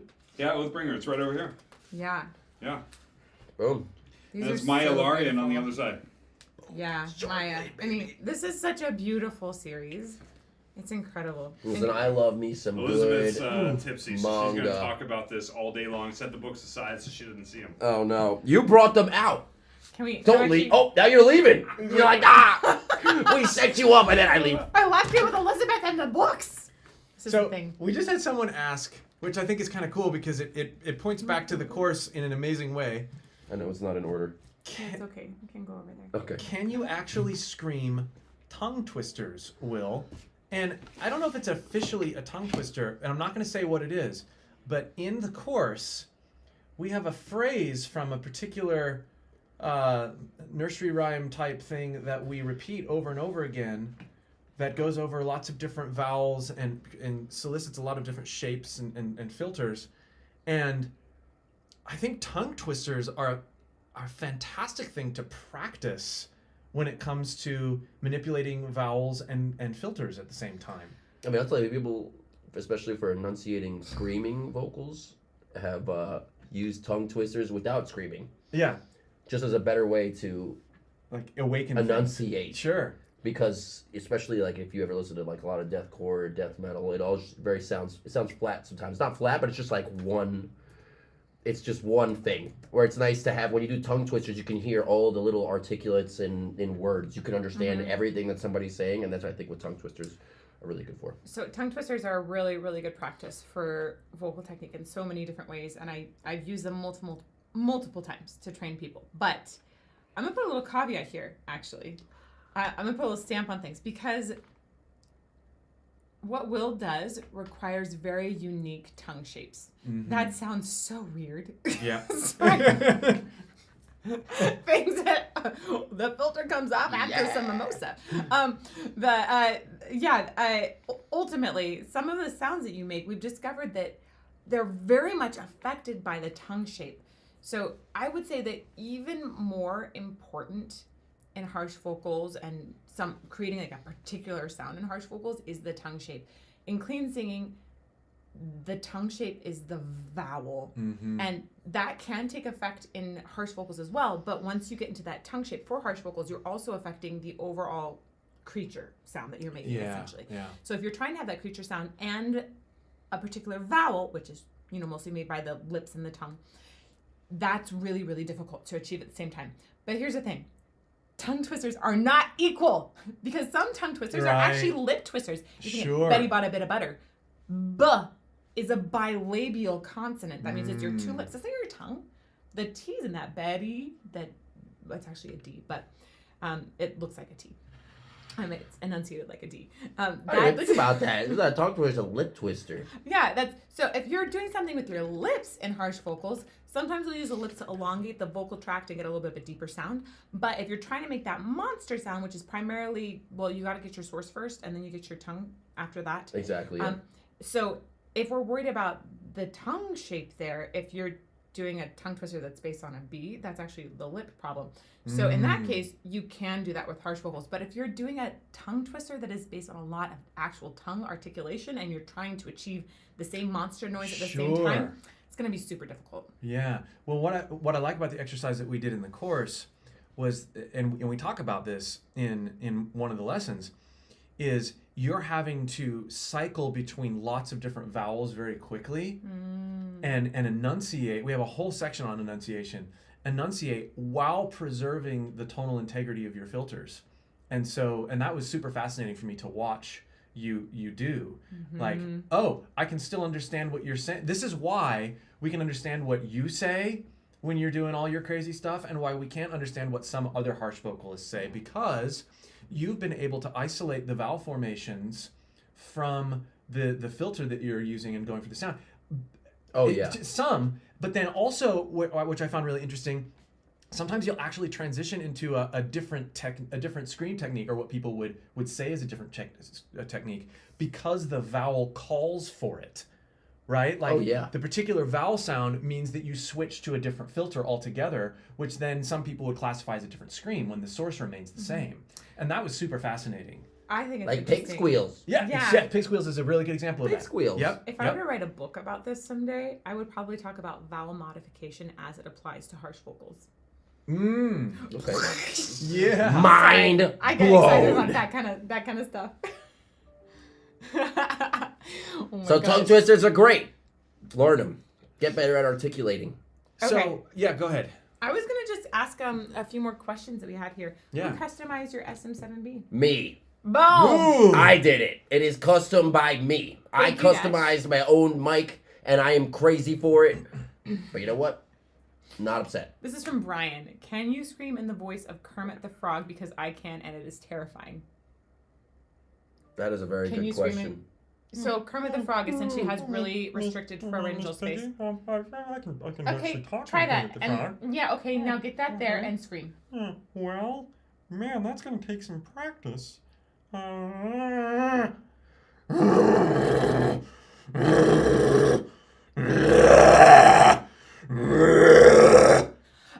It's interesting. It gets away from Kermit. Because, so my thought is Kermit the Frog requires a lot of restricted pharyngeal space. So that actually means higher constriction. Chris, when he goes to harsh vocals, this was really interesting in the course we were learning. Yeah. Chris I go to lows. tends to lows. He tends to engage automatically his false chords and go for like a lower constriction. Whereas when I'm working on harsh vocal things, I tend to go to a higher constriction. And this is probably because I've messed around with whistle tone so much, which requires the epiglottis to be more involved. I find that, first of all, I'm going to take a sip of this thing right here. Hell yeah, let's go. This is a great challenge. It is a great challenge. I think that this is one of those things, especially, and we talk about this in the course too, where it's like, for a lot of people, going back to what Chris was just doing, was when you want to do something that's new, a lot of times your brain will just instinctually go to what is the most comfortable doing. Sure. And this goes to a lot, and then we talk about this in the course. It's all about learning new ways to utilize your voice. Obviously, it's very hard on the spot, but like, yeah, it's the same thing. Sometimes you gotta think outside the box. I don't even know how to do Kermit. I'm not gonna lie. Give me a Kermit. Well, if I were to talk like Kermit, it might sound sort of like this, and it's not the best Kermit impression, but I'm I'm creating like what you said. There's a limited pharyngeal flow. So it goes squish right here, Squish, and it goes to your falsetto, right? Well, no, it doesn't go to my falsetto. That would be more like this. That'd be a little more But- piggy. Yeah, Like more Yeah. Elmo-y or something. yeah, Yeah. yeah. No, it's definitely a chest voice resonance register sort of thing, but yeah, the other thing you could do is, and you do this quite well, Bugs Bunny. You're right. And then add a little bit of an to it. Yeah, that's pretty good. That's pretty good. Now put that into a scream.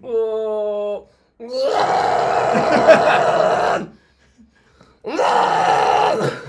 I kind of ends up going into like this weird goblin. This goblin. is another Goblin. example of just how your voice will go to whatever you feel is the most comfortable, considering whatever you're closest to hitting. You know what I mean? Yeah, that's cool. Like I'm like, this sounds like this. Let me try to make it into a scream.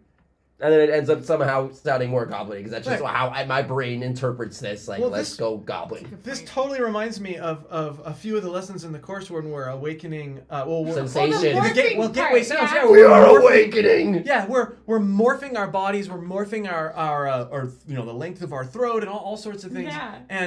And coming up with all sorts of different scenarios for us to then lean into the sounds and sensations we're creating. So yeah, the fact that you guys are suggesting this stuff makes me so happy because Me it's too. like Me it's like it's what we're doing in the course is Literally. fooling around with some of this stuff. There's which is- like one of those first modules in there in Yeah. particular. We really explore a ton and have a ton of different ways to basically get you out of your comfort zone and just go for something and surprise yourself.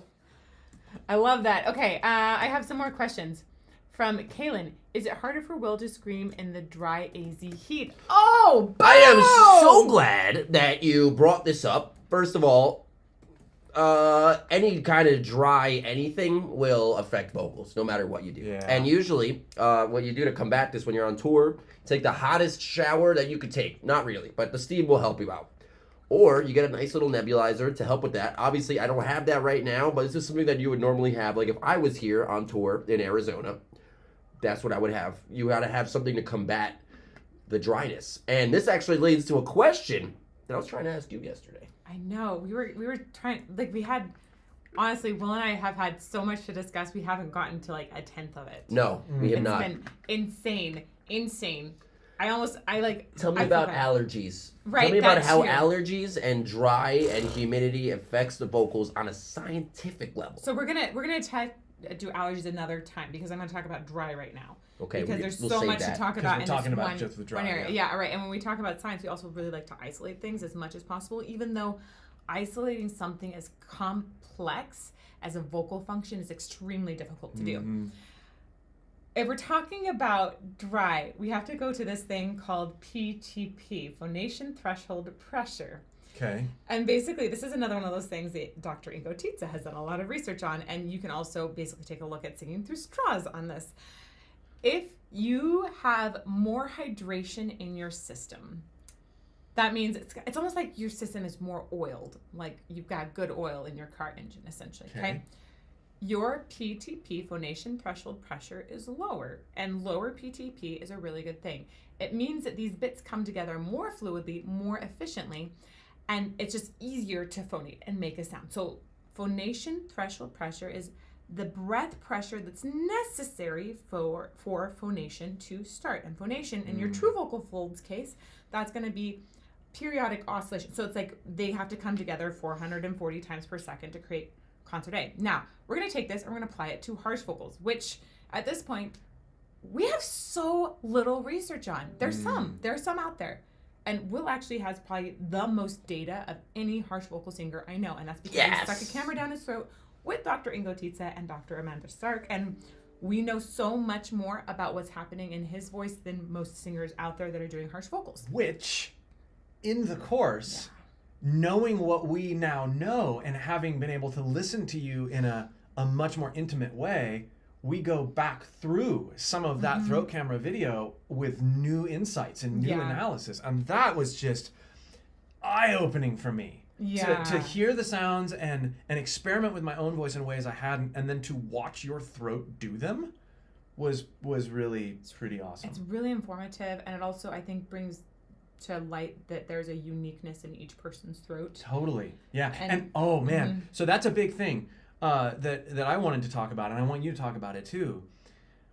When you are starting this journey and you're getting into this course and you're making these sounds, and we say this at the beginning of the course too, but you have to go in. If you want to be successful with this material, you have to go into this with a very non-judgmental mindset. You're not going to get into it and go, oh yeah, now I sound like Will. Nobody's going to sound like Will. I'm going to sound like me. You're going to sound like you. Will's going to sound like Will. And everybody's going to have their own little takes, timbres, and tones. Even if you are able to do anatomically what Will does, it's still going to sound different because you're a different person. Our bodies are shaped differently, different resonating things going on. And one of the main mistakes that people make when they want to, I want to sound like this singer or this vocalist or whatever, is they don't take into account that you, good student, good pursuer of awesome vocals, you have your own amazing, unique tones that are waiting to be discovered.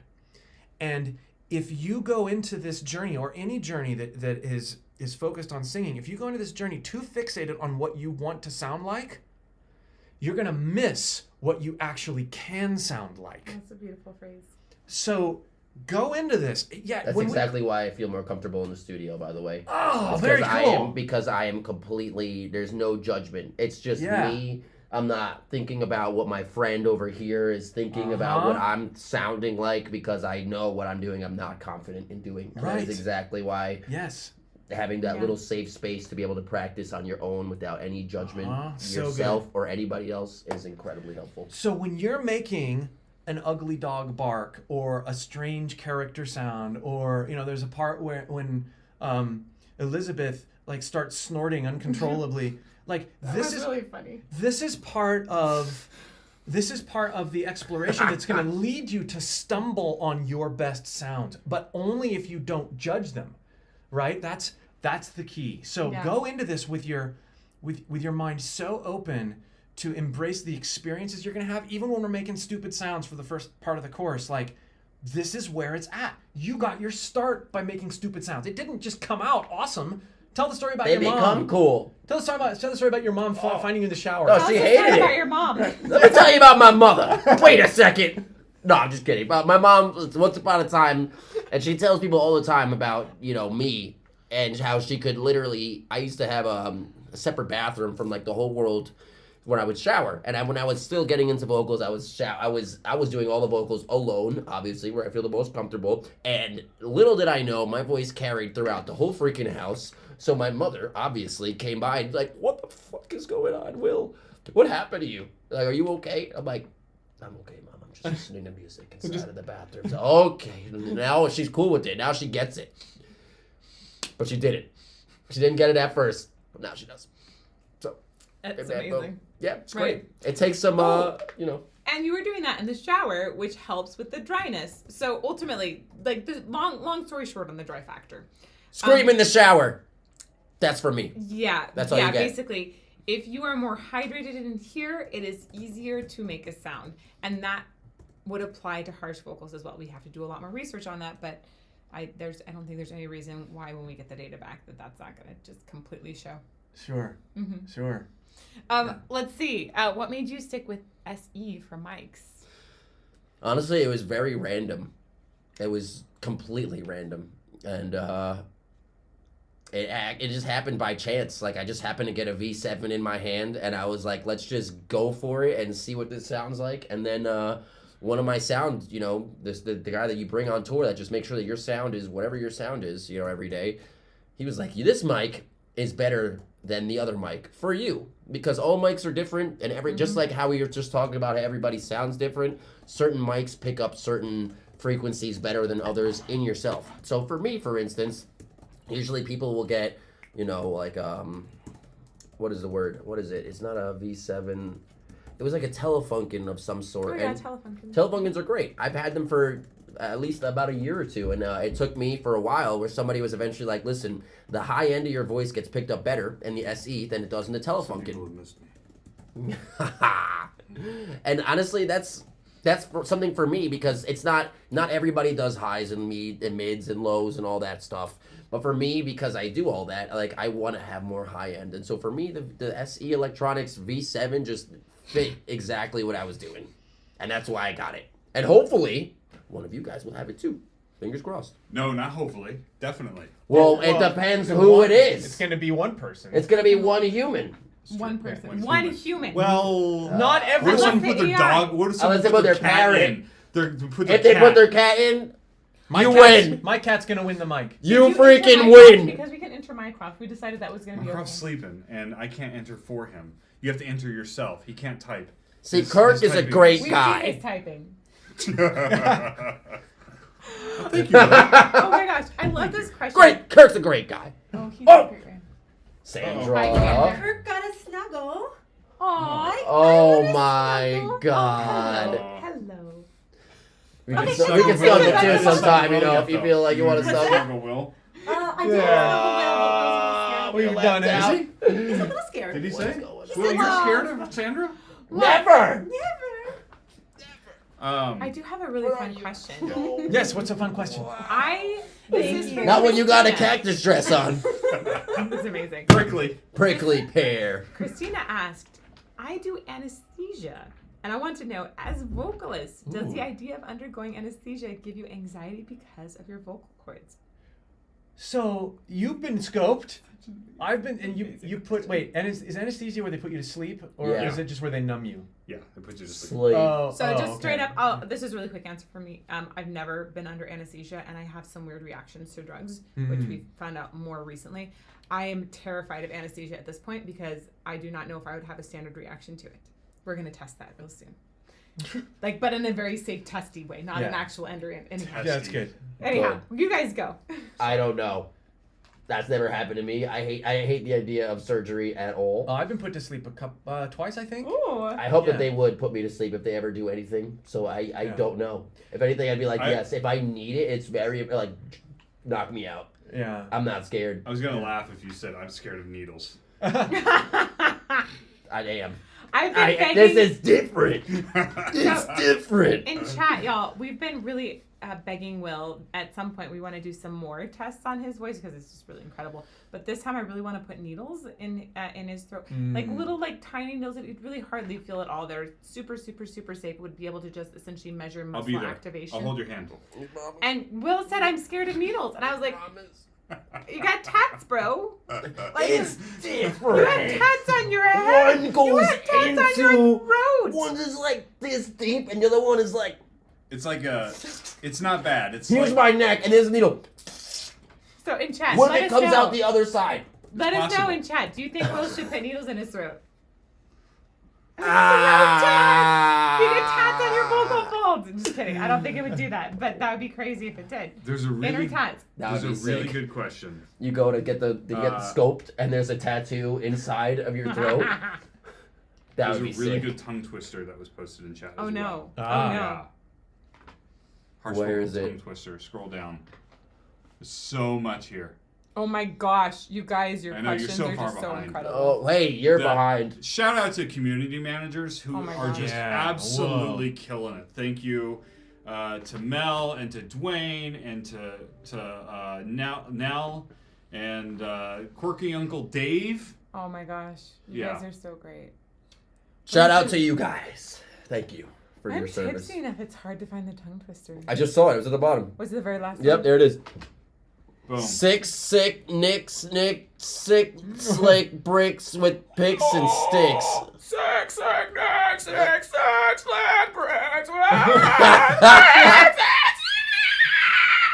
Sound like a dying bird. I'm working on it. That was like It's mids pretty and sick. highs. I'm not good at lows.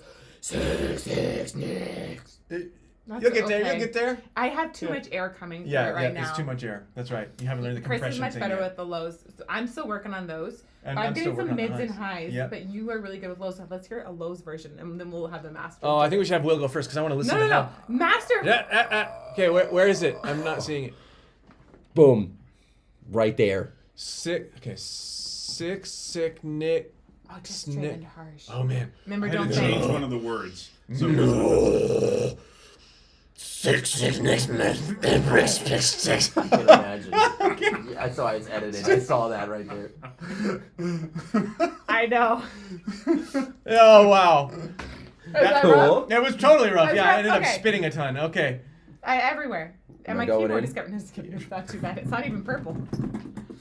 Not yet. Okay, let's hear the master do it. What does the cactus say? Oh my god. Is it like the Just fox? kidding. What does the fox Just a say? second. Kidding. What does Don't, the don't, cactus don't. say? It says, I'm sad. Oh, I am lonely. That's what the cactus would say. You're like, oh. Okay, here we go. I only had 3 bottles of champagne, and we're done. Yes! The What? last one. Nice. Oh my god. It's the kill energy. We're breaking out the whiskey. So next. talk. By the way, it is still not even 11 o'clock in the morning.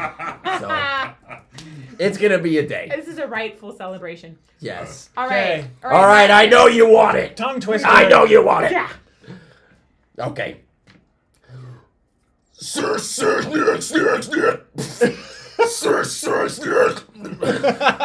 This is impossible.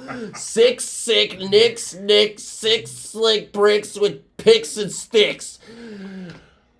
This is gonna be rough. We're gonna go slow. You gotta go slow first. Do you want some Pop Rocks? No, that helps Sorry, me, go yeah. ahead. Search nerd. Fuck, I already fucked it up. 6 sick nicks, 6 slick bricks with picks and sticks. That's impossible. I wish that if this was like a sentence that I could remember. Right, you have to know the lyrics. Okay. I'm It's gonna just apply like some you're things. just throwing random words together. Right. I'm gonna apply some things though because I was just noticing what you did and I was like, wait a second, that's right. I didn't apply my breath energy correctly. Ah, okay.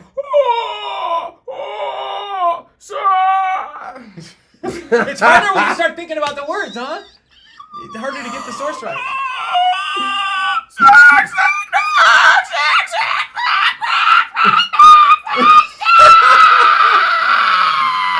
Whoa! Whoa! Grateful. So that clearly I we work need some behind the enunciation going on. We need more tongue twisters for sure. But I'm not gonna lie, it sounded crazy. It sounds like a banshee. Banshee screams. This is how you get it right here. You're in the right freaking place. Wow. Wow, that was awesome. I'm a little disturbed right now. That was my highs that came into gear. Yeah, it was. Finally. Yeah. I feel like they decided to show up this morning now. No, my ears Yeah. a little bit, like ringing, but What? But all that took was a lot more. My ears ringing too. You're like, I can't myself. hear anything anymore. That was great. I can't hear anything, so everything's great. So eventually, when we're going to talk about adding harsh vocals to opera, that's where we're going to base it off from. I personally think that if we're going to add it to opera, we're going to have to actually look at something super, super high because if I'm going to go into whistle, like I wonder if I could do Queen of the Night with whistle and harsh vocals because that might work because of the anatomy that's similar between whistle and the absolute crazy high T-kettles. Sure. Sure. Yeah. Maybe. Stand by for this. Oh, they're so release. disturbed. Yeah. Aliens. That's right. I'm deaf. Sorry, guys. You walked into Kermit in a horror movie. I'm deaf. Nice.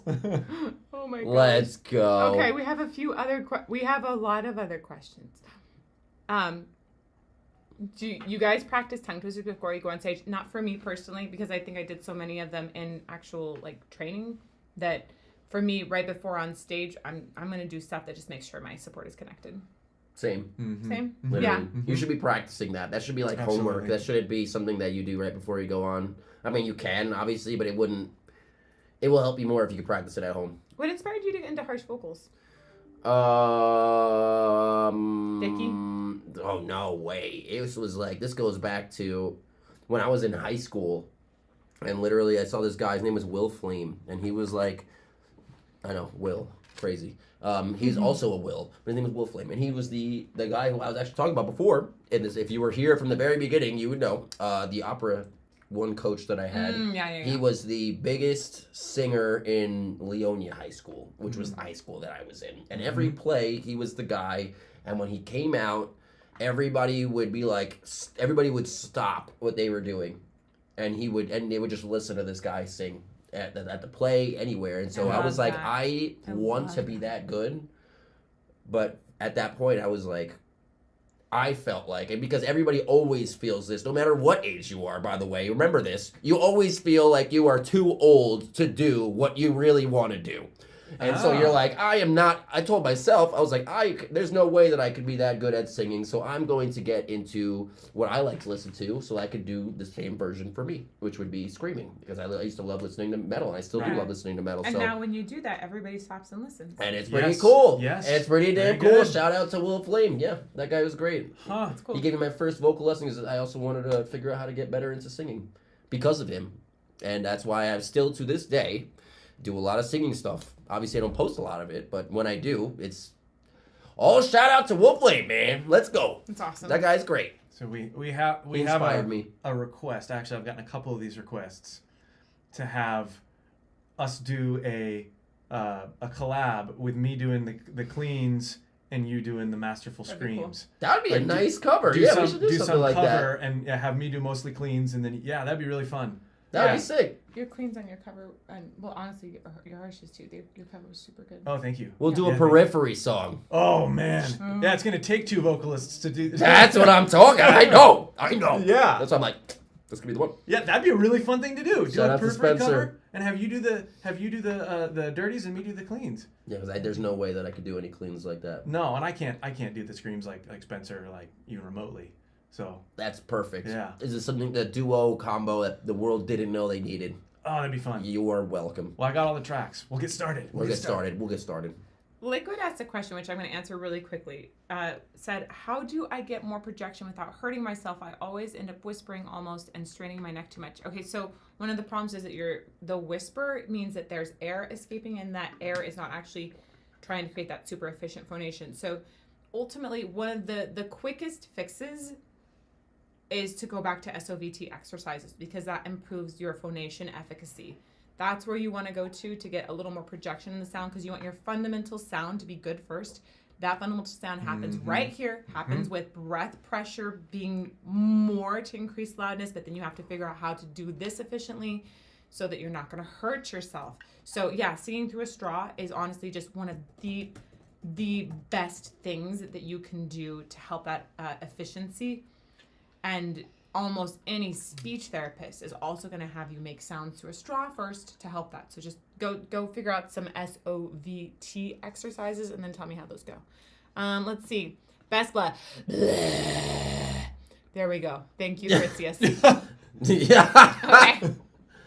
Okay. Jason says, with public speaking type of stuff, I tend to feel more of the anxiety after I'm done. Do you ever feel that way after a performance? Oh, great. Only question. if I did really bad.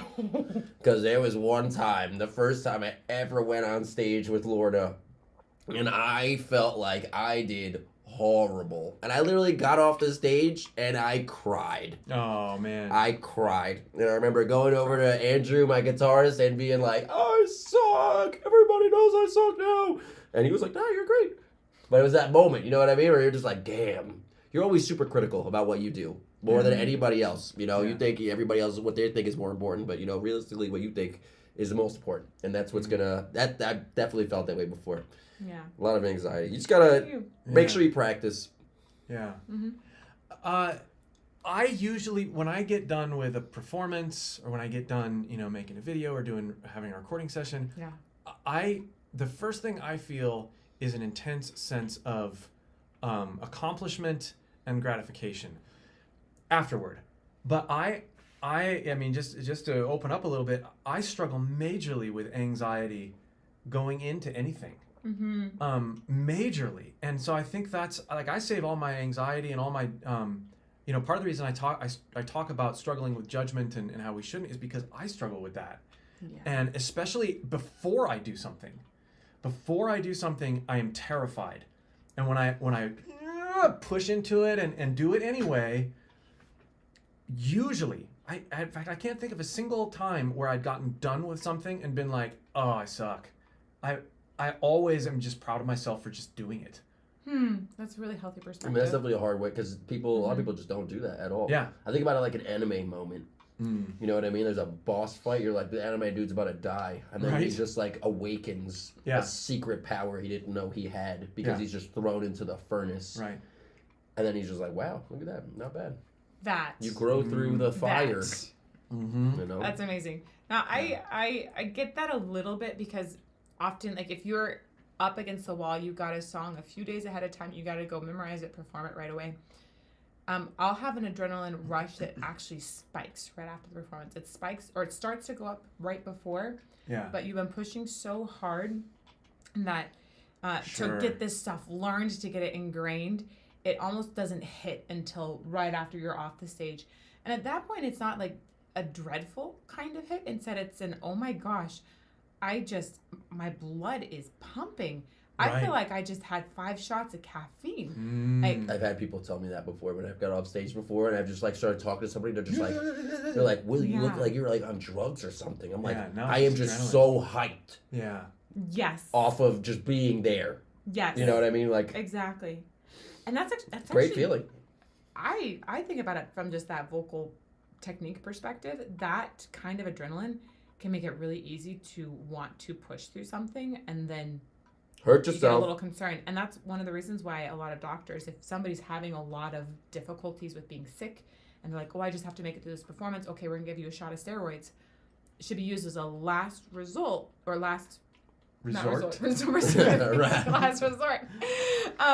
Because all of that adrenaline in that moment and that scare, the fear of getting through it, like, Mhm.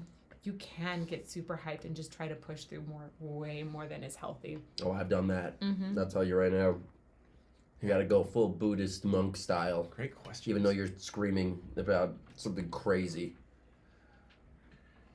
Oh. What did we do now? Giveaway? Oh, we're gonna do a We're giveaway. about Can 2 we? hours in right now. Oh, Oh my are. god! Yeah, it's been How 2 fast? hours. How fast can we rapid fire a couple of these questions? Yeah, Can we let's do do like it. one, like seriously, like 10-second Yeah, let's do answers it. because there's so many questions and I want to get to them.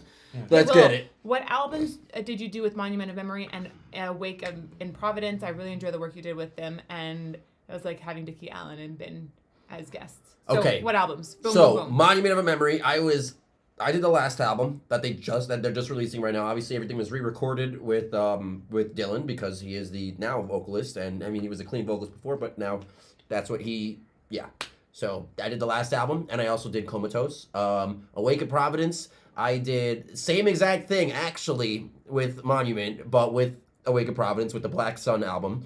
So all the patterns, all that stuff, I originally did write it, but the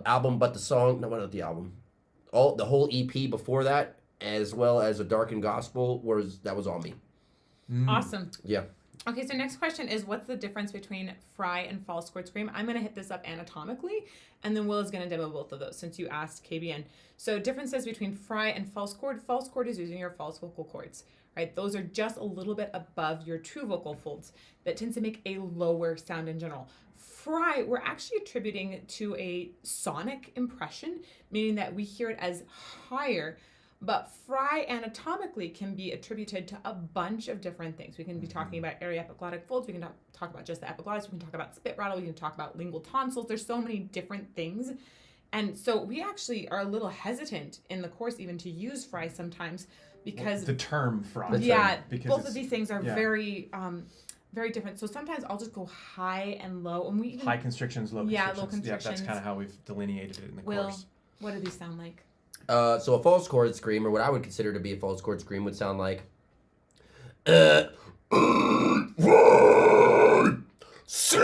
sick,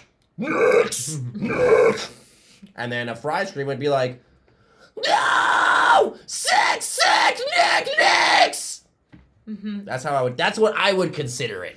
And I encourage everybody to go back to the throat cam video and look at what that is like in his throat. Or you can also go to the course and see us break some of these things down. But I think what you said about the term fry and then associated with the word scream, because of the way that we refer to the word or the phrase vocal fry, we have to understand that vocal fry It's totally different. is a totally different thing. Yeah, that's And- actually considered a vocal register by some people. That is absolutely not the same thing. Absolutely not. And so 100% not. when we use the word fry scream, some people think, oh, well, I'm using vocal fry to get the fry scream. This is not in any way correct, and actually throws a lot of people when they're trying to learn how to scream. So that's why in the course, Will, Yes. Sorry. that's why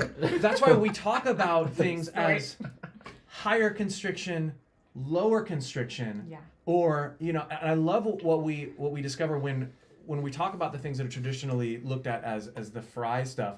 We go away completely from that term, and we do talk about other structures, and we even look again at Will's throat. We're like, well, the ariepiglottic folds are above the false chords. Yep.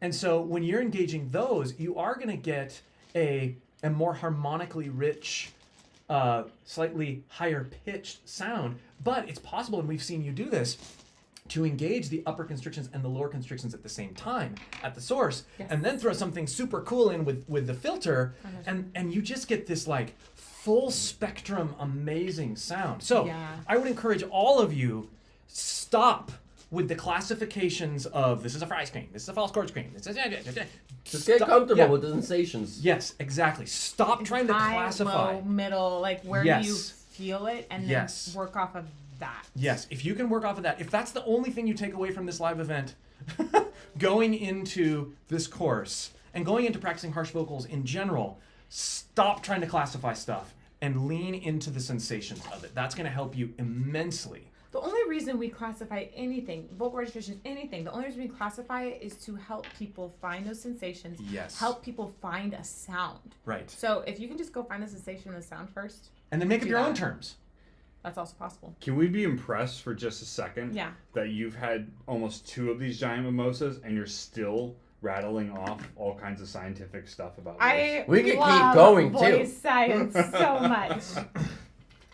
We can just Okay, keep last going. few. Okay, last couple. We're gonna keep rapid firing this. All right. Just bought the course. Thank you, Underdog. Thank you all for putting this together. There's so much bad information out there. I completely agree. I'm very excited about the opportunity to learn from the monster man himself. Yeah! High five! Is that me? Okay, let's go. I think that's you. No, yeah. that's Kirk. It's Kirk. He's got the kilt. How do you know? Oh. Ah, yeah. From Kelly, who is everyone's favorite female screamer? I don't have any. Courtney! Courtney! I was just going to say Courtney. Oh, wow. Courtney and Tati are my 2 I like favorites. Tati. I also really love Elisa. I'm just saying, she's also super cool. Also, she really loves whales. You know, And Amanda. You have I to, like Amanda a You lot. have to go check out Amanda Lauren. July. Yeah, you have to go check out Lauren Babick also. There's Oh, yeah. some really good There's so ones. many good Yeah, ones. she's incredible. I'm super impressed by the ladies that are screaming out there. You guys are paving a way. Do you have any plans to join Anders in any collab or guest spot at a show? I wish. Where do you learn Manifesting it actually in my mind right now, so maybe. from Val? Where do you learn Tuvan throat singing? I know that there's some courses online. I just learned it from watching a video that was some guy sounding crazy. And at that point, because I was familiar with sensations prior to, I obviously didn't have any of these lessons. I was just familiar with it, and I was like, I think I could do that. And then I tried it, and I was like, boom, nailed it. First try, let's go. And then I just kept doing it. Yeah, we actually talk a lot about it in this course, so it's sort of like an added extra benefit. Oh, I yeah. didn't say this. Don't. That was Sandra. That was Sandra. Sandra was Can on you my touch computer. your tongue to your nose? Sandra, how dare you? Ugh. I feel like I'm close. But I think if I went any further, I would just get a cramp in my tongue, and I can't even imagine what that would Just feel like. push Pull your the tongue nose muscle. down. That's cheating.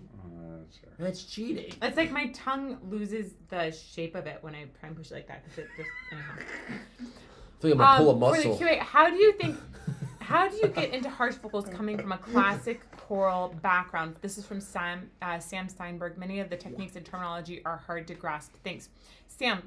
I'm going to answer this really quickly. A lot of classical terminology talks about Did you do a the very. tongue thing? Yes, we did the tongue thing. Who did it? It was me. Did you do it? You No. asked Will to do it. I can't do it. but- Ready? You're just showing off, can't do it at Sandra. all. Can you do a clover? Oh my gosh, no, look at the can't do clover. that either. You used Oh, that well, for a yeah. sound, actually. That's amazing. I I do. love this. Tongue shapes are great. I love you too. It's great. Okay. Harsh vocals from classic choral background. So one of the really big things you need to get around is the fact that most classical background comes from an open throat idea, which means a very, very wide space back there. For that top restriction, it needs to be a little more closed, but this can actually create a really good, especially if you think about elongating and a little more close at the same time, that can actually create a very good sound for opera, which is something I've explored a lot more in the last few months since making this course. I realized that the two don't have to cancel each other out. They can be going together. But just know that with the classical choral background, that's very, very much that open space. Don't think that by closing the space up, you're necessarily pushing on the true vocal folds. That like there's different isolation along the vocal tracts that can happen. Always pay attention to how you feel, and if you feel super tired or gross, stop and try it again later. Okay, make screams with your nose holes blocked. Oh, yeah. I know one vocalist, I'm not going to say who, but he does it in studio, actually. You're not going to say who? I'm not going to say who. Okay. That's his secret. Block. Yeah! Oh, totally easy. Your pitch scream is nice. Yeah, thank you. Yeah. Will actually very deliberately will do through nose or through mouth. Yeah, do it through nose for us real quick. Just totally through nose. So crazy. So It's crazy. really awesome. Who can do the highest note? Probably.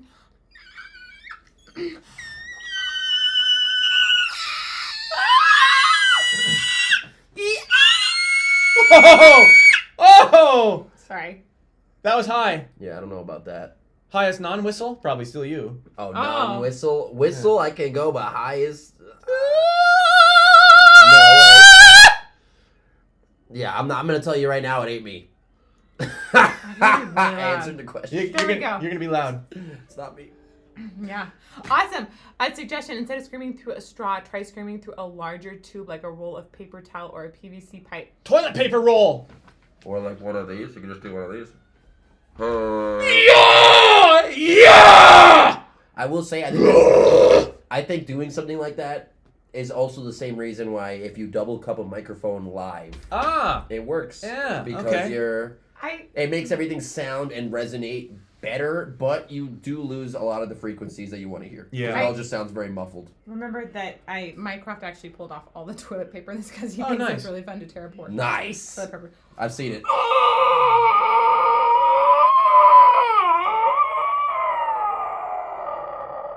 It almost makes it sound like it's lower. Band limited. It's band limited. Yeah. Yeah, like an EQ. It's like an EQ. It's just like doing this. That's very nice. You're like, let's get going. Yeah. I kind of want to cup it like a mic. Microphone. Makes me more confident. I think that might be the Mimosa. No! Okay, your turn. Toilet paper roll. So effortless. You're so good. Sick, dicks, dick. Too easy. Let's get it. Who can fry scream the longest? Okay, everybody take a deep breath. I can't fry scream. Well, any scream.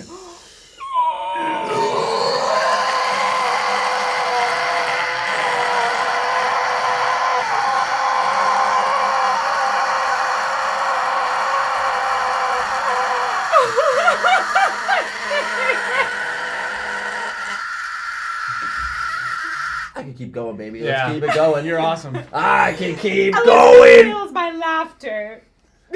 Will knows how to keep it together. Like, do you...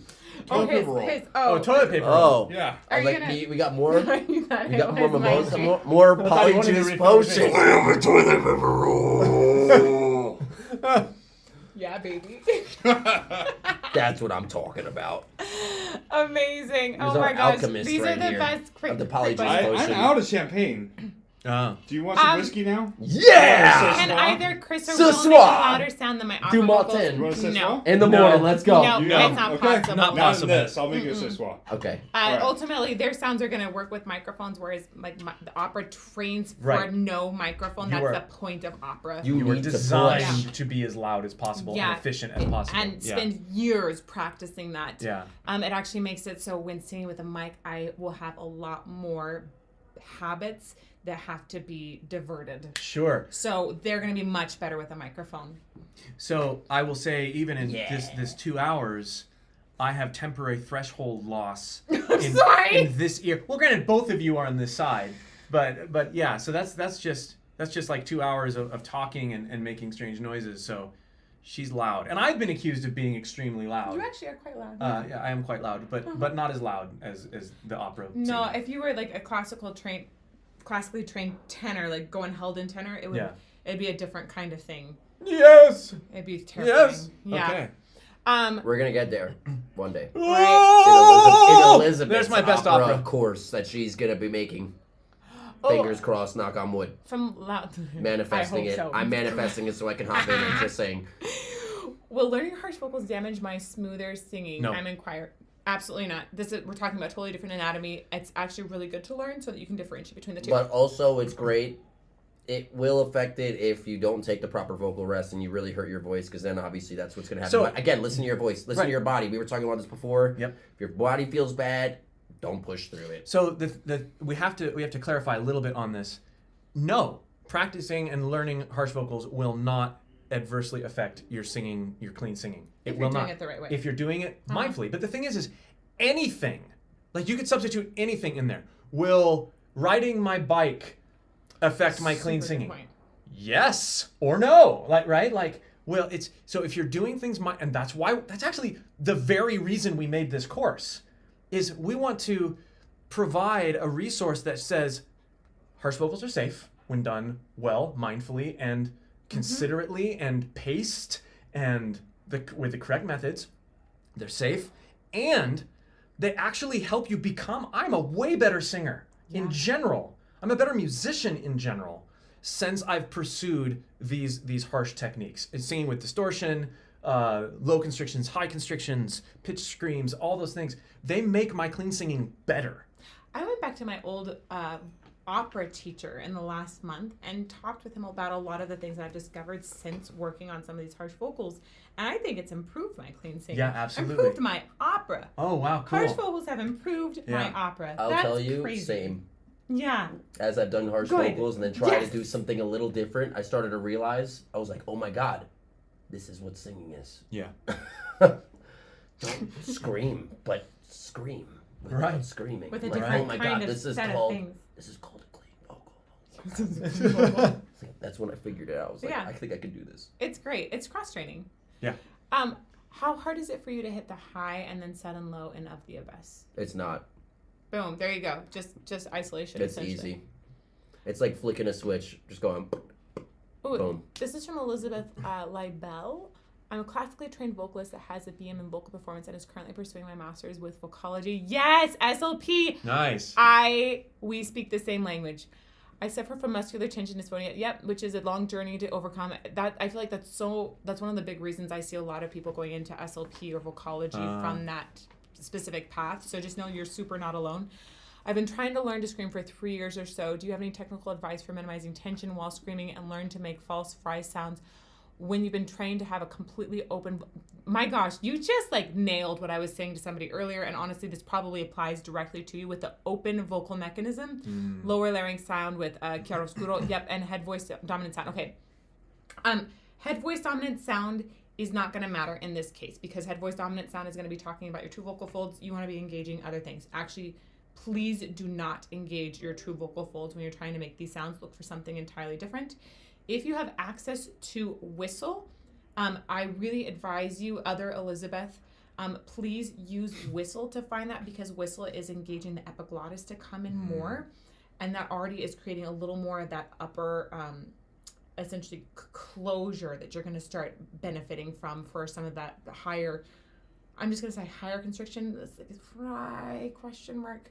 And as far as the lower larynx, I'm not honestly too worried about that. I would try to just have a neutral larynx. So try to not think about tongue depression at all affecting the height of your larynx. And then the open vocal mechanism is the thing that I was saying there.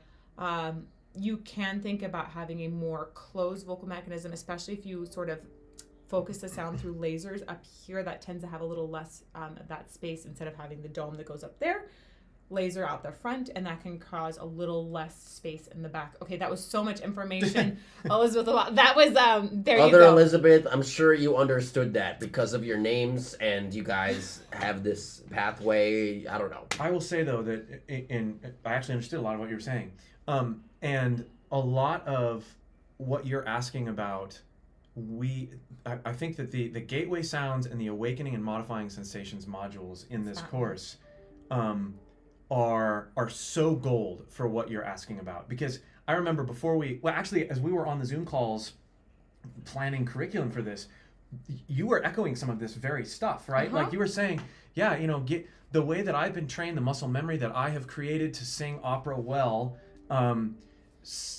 initially seems to fly in the face of making these sounds. But as you explored further, the training that you have actually helps you access some of these things because of the way that you are free to lean into certain sensations with the training and muscle memory you already have. And so whatever your singing background, if you're used to doing cleans, if you're used to doing opera, if you haven't sung at all, whatever it is, going into that awakening and modifying sensations module after having done the gateway sounds module, it's just mind-blowing. Amazing. Will, do you want the dad glass? That's the dad glass. I mean, I'm not a dad. you're not a dad. I'll take the normal maybe glass. Someday. Okay. Normal glass. I mean, I am a dad. I'm a cat dad. Cat dad. Cat also, dad. we've been noticing him hold Mycroft We a lot. just hand him Mycroft. We're like, catch him!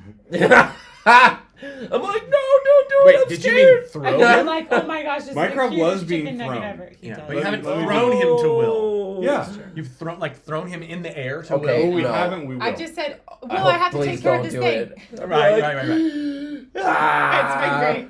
Cheers. All right, let's do have another cheers. You know what? Cheers Yeah, to Kirk. the winner of this microphone. I think Ooh, that that's Are it. we That's ready? it for Okay, this? before we Are do we that, ready? I Yeah. just need to post the link one more time right here. do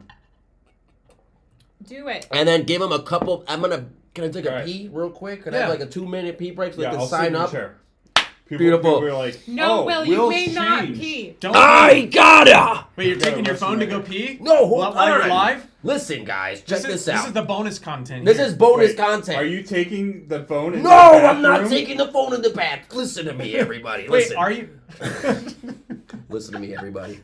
I'm going to post the link right freaking here. Not in the bathroom. Not here, not in the bathroom, because I'm leaving. He said not I'm here. leaving here, but you guys are still gonna be here. So while you're here, make sure you click on the link, or you go to the link, sign up for the giveaway. If you haven't yet, if you already have, don't freaking do it again. I swear to God, I'll know it's you. Otherwise, He'll sign take up. it. Let's go. But if this pauses for the next 8.5 seconds, just know my bad. That's all he needs to pee. 8.5 seconds. 8.5 seconds. Let's go. That's not very much. It's a lot of dehydration. Hold on. It's a That racehorse. PTP is going to be so high. It's a racehorse. We're back. Oh, whoa! And we're back with the link. And there it goes. Listen, you guys, if you're still here, click on that link, sign up for this mic, or you're going to be very sorry because I'm just saying you could have done it. It would have been really sick. So, Christina otherwise, says your Hawaiian shorts are really cool, just so you know. It's a baby suit. He wore it because he knows I'm throwing him. look, in the they pool have, later. Flamingos. those are No, not flamingos. those These are are like pelicans. pelicans. Pelicans in pink. Can't go wrong. I'll be back. Take it away. Okay, let's answer a few I'm gonna questions while break he's this gone. Yes. chair if I sit in it. Oh, Get no, in no, it. you Hold on, let won't. me pull it You back a hop little in. bit. I got you. I weigh 100 pounds more than Will. Is this the bathroom? Okay. Yes. Goodbye. We That's got- a bathroom. That is a bathroom. Don't use my makeup. And don't stink it. No promises. Let's see. Are there any other questions here from Val? Weird noises, tattoo plans. Yes. Ooh, interesting Um, idea. Where on your body would you get a tattoo if it needed a near concert reminder / motivator, or would you get something that symbolizes it instead? Oh, I have to answer this question Okay, first. answer it. Okay. I will never have a tattoo because I will be constantly critiquing the tattoo itself. Like, it will never be good enough. However, my wife got a tattoo right back here, and I absolutely love it Whoa. because I wouldn't have said that on a live stream. No, it's good. It's a beautiful tattoo. It's a beautiful tattoo. Oh, okay. And yeah, I love it. And I love that it's a wife thing too. Yeah. So if I were to get a tattoo, if I were to get a tattoo, I would get it there because I like that tattoo so well. From on my your wife. wife. That's Yes. so sweet. Oh, I love Yes. that it's like a lover kind of thing. That's right. It's a lover thing. Before Will comes back, That's a nice bathroom. I think those chairs are all the same height. No, this is not true. Chris is much lower than I ours. was gonna say, Will or Chris. There. I just. Oh, I'll- yeah. At now the end of the you're like- live stream, now I'm higher. Now you can see that Will and Chris are actually, I think, About the closer to same. height. I think I'm you're the shorter. tallest. I think No, you're you're the taller tallest. than me. I'm taller than Elizabeth. you, but I'm shorter than Will. Yeah. Will is Will's back taller there. than me. He's back. He's For there. sure. He's back. And you're both midgets compared to me. This is- Sorry, We're little not people. midgets. You're just Little a- people. Sorry, little people. Mamma mia. I'm Mamma mia. I'm leaving now. Yeah. This is I not a love good. you. You're I kicked love it. out. We're doing the giveaway, right? Yes. Let's do the giveaway. All right. I'm taking my seat back, though. Let me check numbers really quickly. All right. Do I have time to pee Wait a before we do the giveaway? Go take a pee. Yeah. Okay. Yeah. That'll I'm give you coming back. guys. Hey, You'll Kirk, like you the got another bathroom. chair. Listen, if you guys still haven't signed up for this giveaway, we're literally giving it away in the next like 10 minutes. So sign up. No. Next 10 seconds. 10 seconds. Okay, well, when he's done peeing. So please Okay, so talk sign to me up. about tattoos. Where on your body would you get a tattoo if you need a near constant reminder / motivator? Would you get something that symbolizes it instead? Do you have room for another tattoo? Yes, he does. Look up. These legs are Look at empty. his legs. These things are empty. And the back of my head, I got a whole bunch of others. Well, you have a Space going plan, I think, for your head, right? I do. If I were to, so you're, what is the question? If I were to get something With that a near constant motivator, essentially. Would you You put sh- it here oh, so you could? oh. read I all the wouldn't time? put it. I got it. Sorry, I'm interrupting.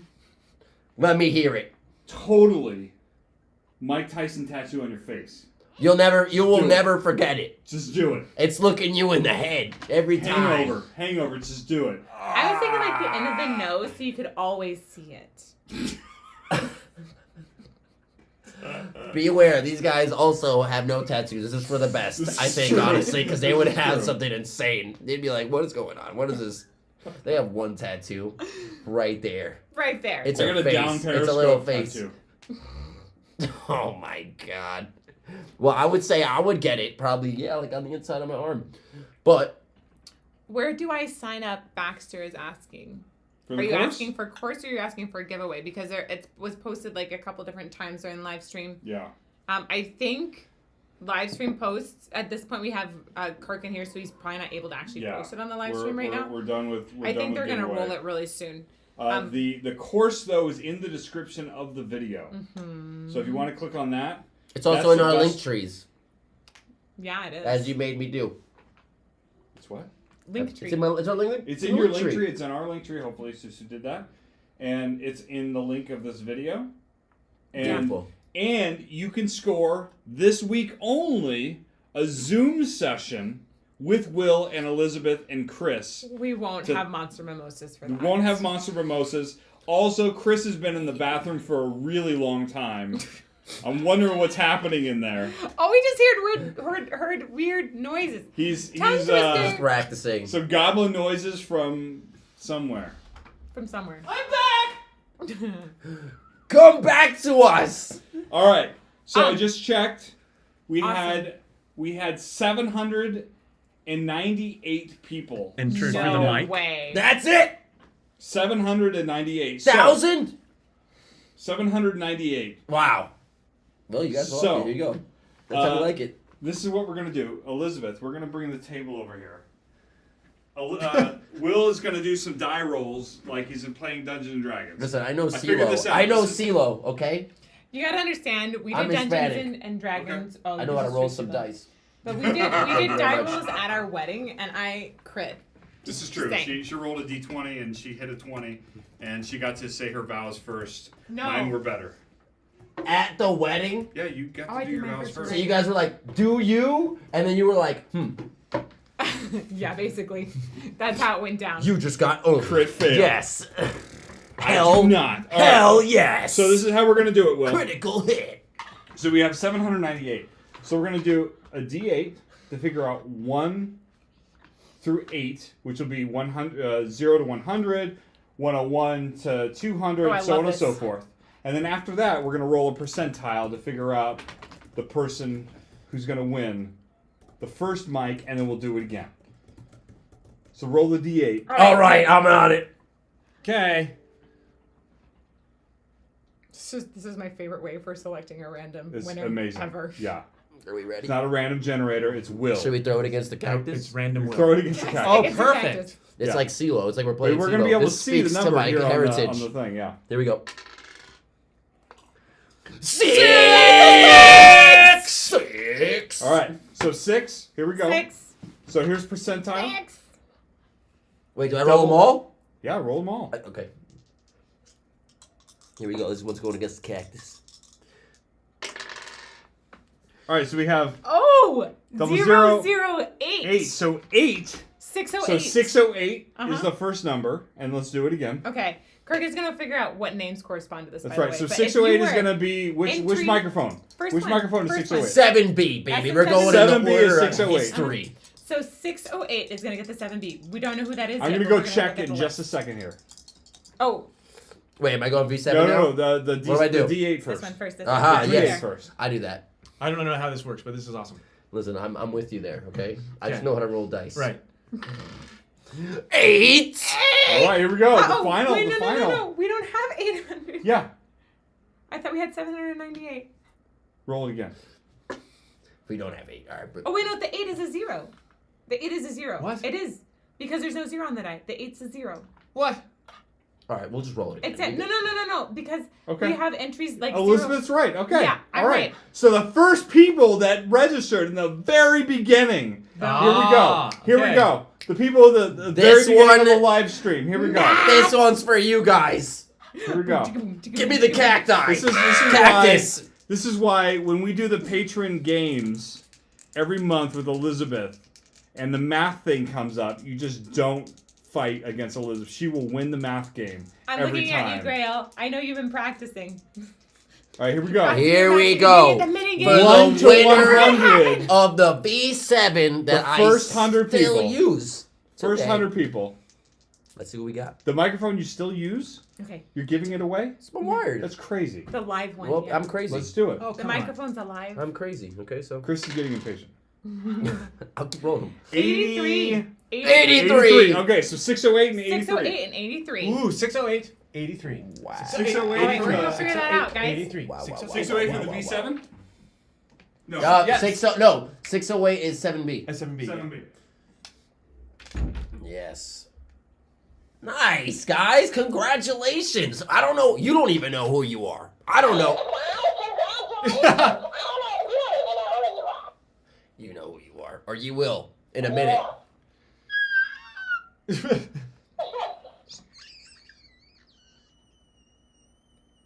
Oh my gosh, it's so high that the cactus can't. It pick can't it up. even You hear can't it. even hear it. Yeah, it's quiet. There's like a filter on the cactus. Right. It's like that's too high.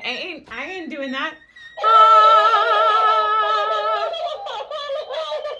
We didn't name this guy, by the way. What a horrible thing. Oh, my cats are gonna have a heart attack.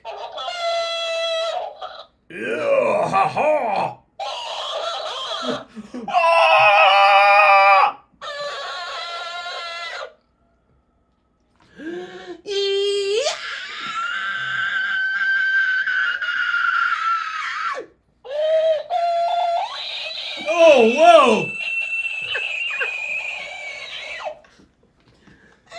I love to see how high these things can go. Can you break this? Is it possible you go so high that you break the cactus? We haven't even named him. Oh, his name's not Will? No. Will Jr.? I'm gonna say Jerry. Jerry. I like Jerry. Jerry the cactus. Ruben, cheers to you and the full belly of, I'm guessing, Right. lots of Okay, grape wine. Right there. Or Right there. scotch. Scroll down. Go down. Scroll down to Okay. Discord. Boom. Amazing. All right, here we go. Number 608. This is winning that SM7B. All right, Jerry, we're turning you off. Jerry, sorry. hold on. Jerry the cactus? Jerry the This is cactus. Jerry. Okay, yeah, that's enough. Okay, thank you. Thank you. Wait, wasn't Jerry a race car driver? I don't know, but You he's a guys are cactus all now. on edge Oh, right now he's a now. cactus. This is what That's happens fine. when you give us. Okay, I mimosas can't and handle it cactus. anymore. Read them. Okay, number 608, who is winning the SM7B? The one I've used for many years. Many covers, too. If you go on YouTube, you'll find them. Assuming I haven't taken them down yet, but even then. Your name is David Lane. David Lane! David I'm Congratulations. So jealous. I'm so jealous. I want that microphone. I'm jealous. I'm legit jealous here. Well, now we gotta find out where David Lane is. We'll deliver the mic, obviously, and then we'll go. You can go there. We'll send you the address. And then Whoa! No, you take him out, and you take the mic. All right, fine, David. You're safe. You're Roll safe. your dice You're to see safe. what happens. Maybe. It's a 30. I'll let you decide. Okay. Okay. What does that even mean? 33-3. That means you're safe. I don't play 3. Dungeons and Dragons, but I know. That's Yes. that's a very Yes. pretentious number. Yet. Number 83. They are going to be winning the SEV7. V7. The SEV7, which is the microphone that Will uses live. This is going to be To this day. Gregory Milan. Not like Milan, like Gregory! but Milan. Gregory Malone! Congratulations. Oh yeah. That's a typo. Good thing you went up here. Wait, what? I made a typo. Oh, so. no. Oh, yeah. Paolo, you're amazing. Kirk, you're drunk. Thank you, Paolo, for helping us out with this. I know we asked you last moment to help put this Yeah. together.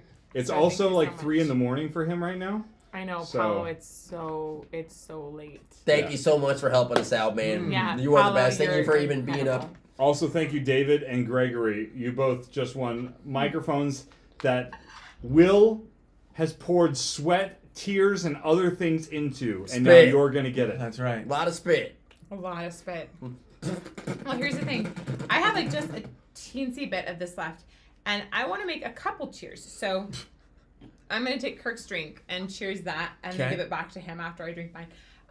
I want to cheers first of all to everybody that made this happen, because it's been really awesome working with you guys. But then also Kirk, who's over here, has made this entire course happen as well. And we have an amazing team of video editors who have been helping to make it happen as well. So shout out to Paolo and Kevin. Lizelle's done a lot of help. I know Reese has been also working on some things. So, and big shout out as well to community managers who have been helping to monitor chat and get all your questions to us. Thank you so much. And shout out to Sandra as well, who I believe is watching from another room and writing awesome comments and facts about cacti. So shout out to our team. Our team, So- and one of the team members. And the Rat Club. Oh wait, one more team member. One more team member, my son Emerson, who has been helping behind the scenes with a lot of the posts and stuff that you see going out on my resources are done by my son Emerson. So thank you, buddy, for helping with this. Yeah, and Susu too. Susu's amazing. Yeah, incredible. Just so like basically, We have a team behind this. you see Yeah. 3 people on the screen, but there's a big team behind it. Yeah. And that's Yeah. what makes this work. Yep. Yep. Cheers. Cheers. Oh my god, I almost just sipped it without Cheers. cheersing. Cheers to Cheers team. to the team. I give Let's this back go. to you, Kirk. All right. Check so the description below to the link to the course. Send it to your friends and family. Buy 5 of them and just send them out for Christmas gifts.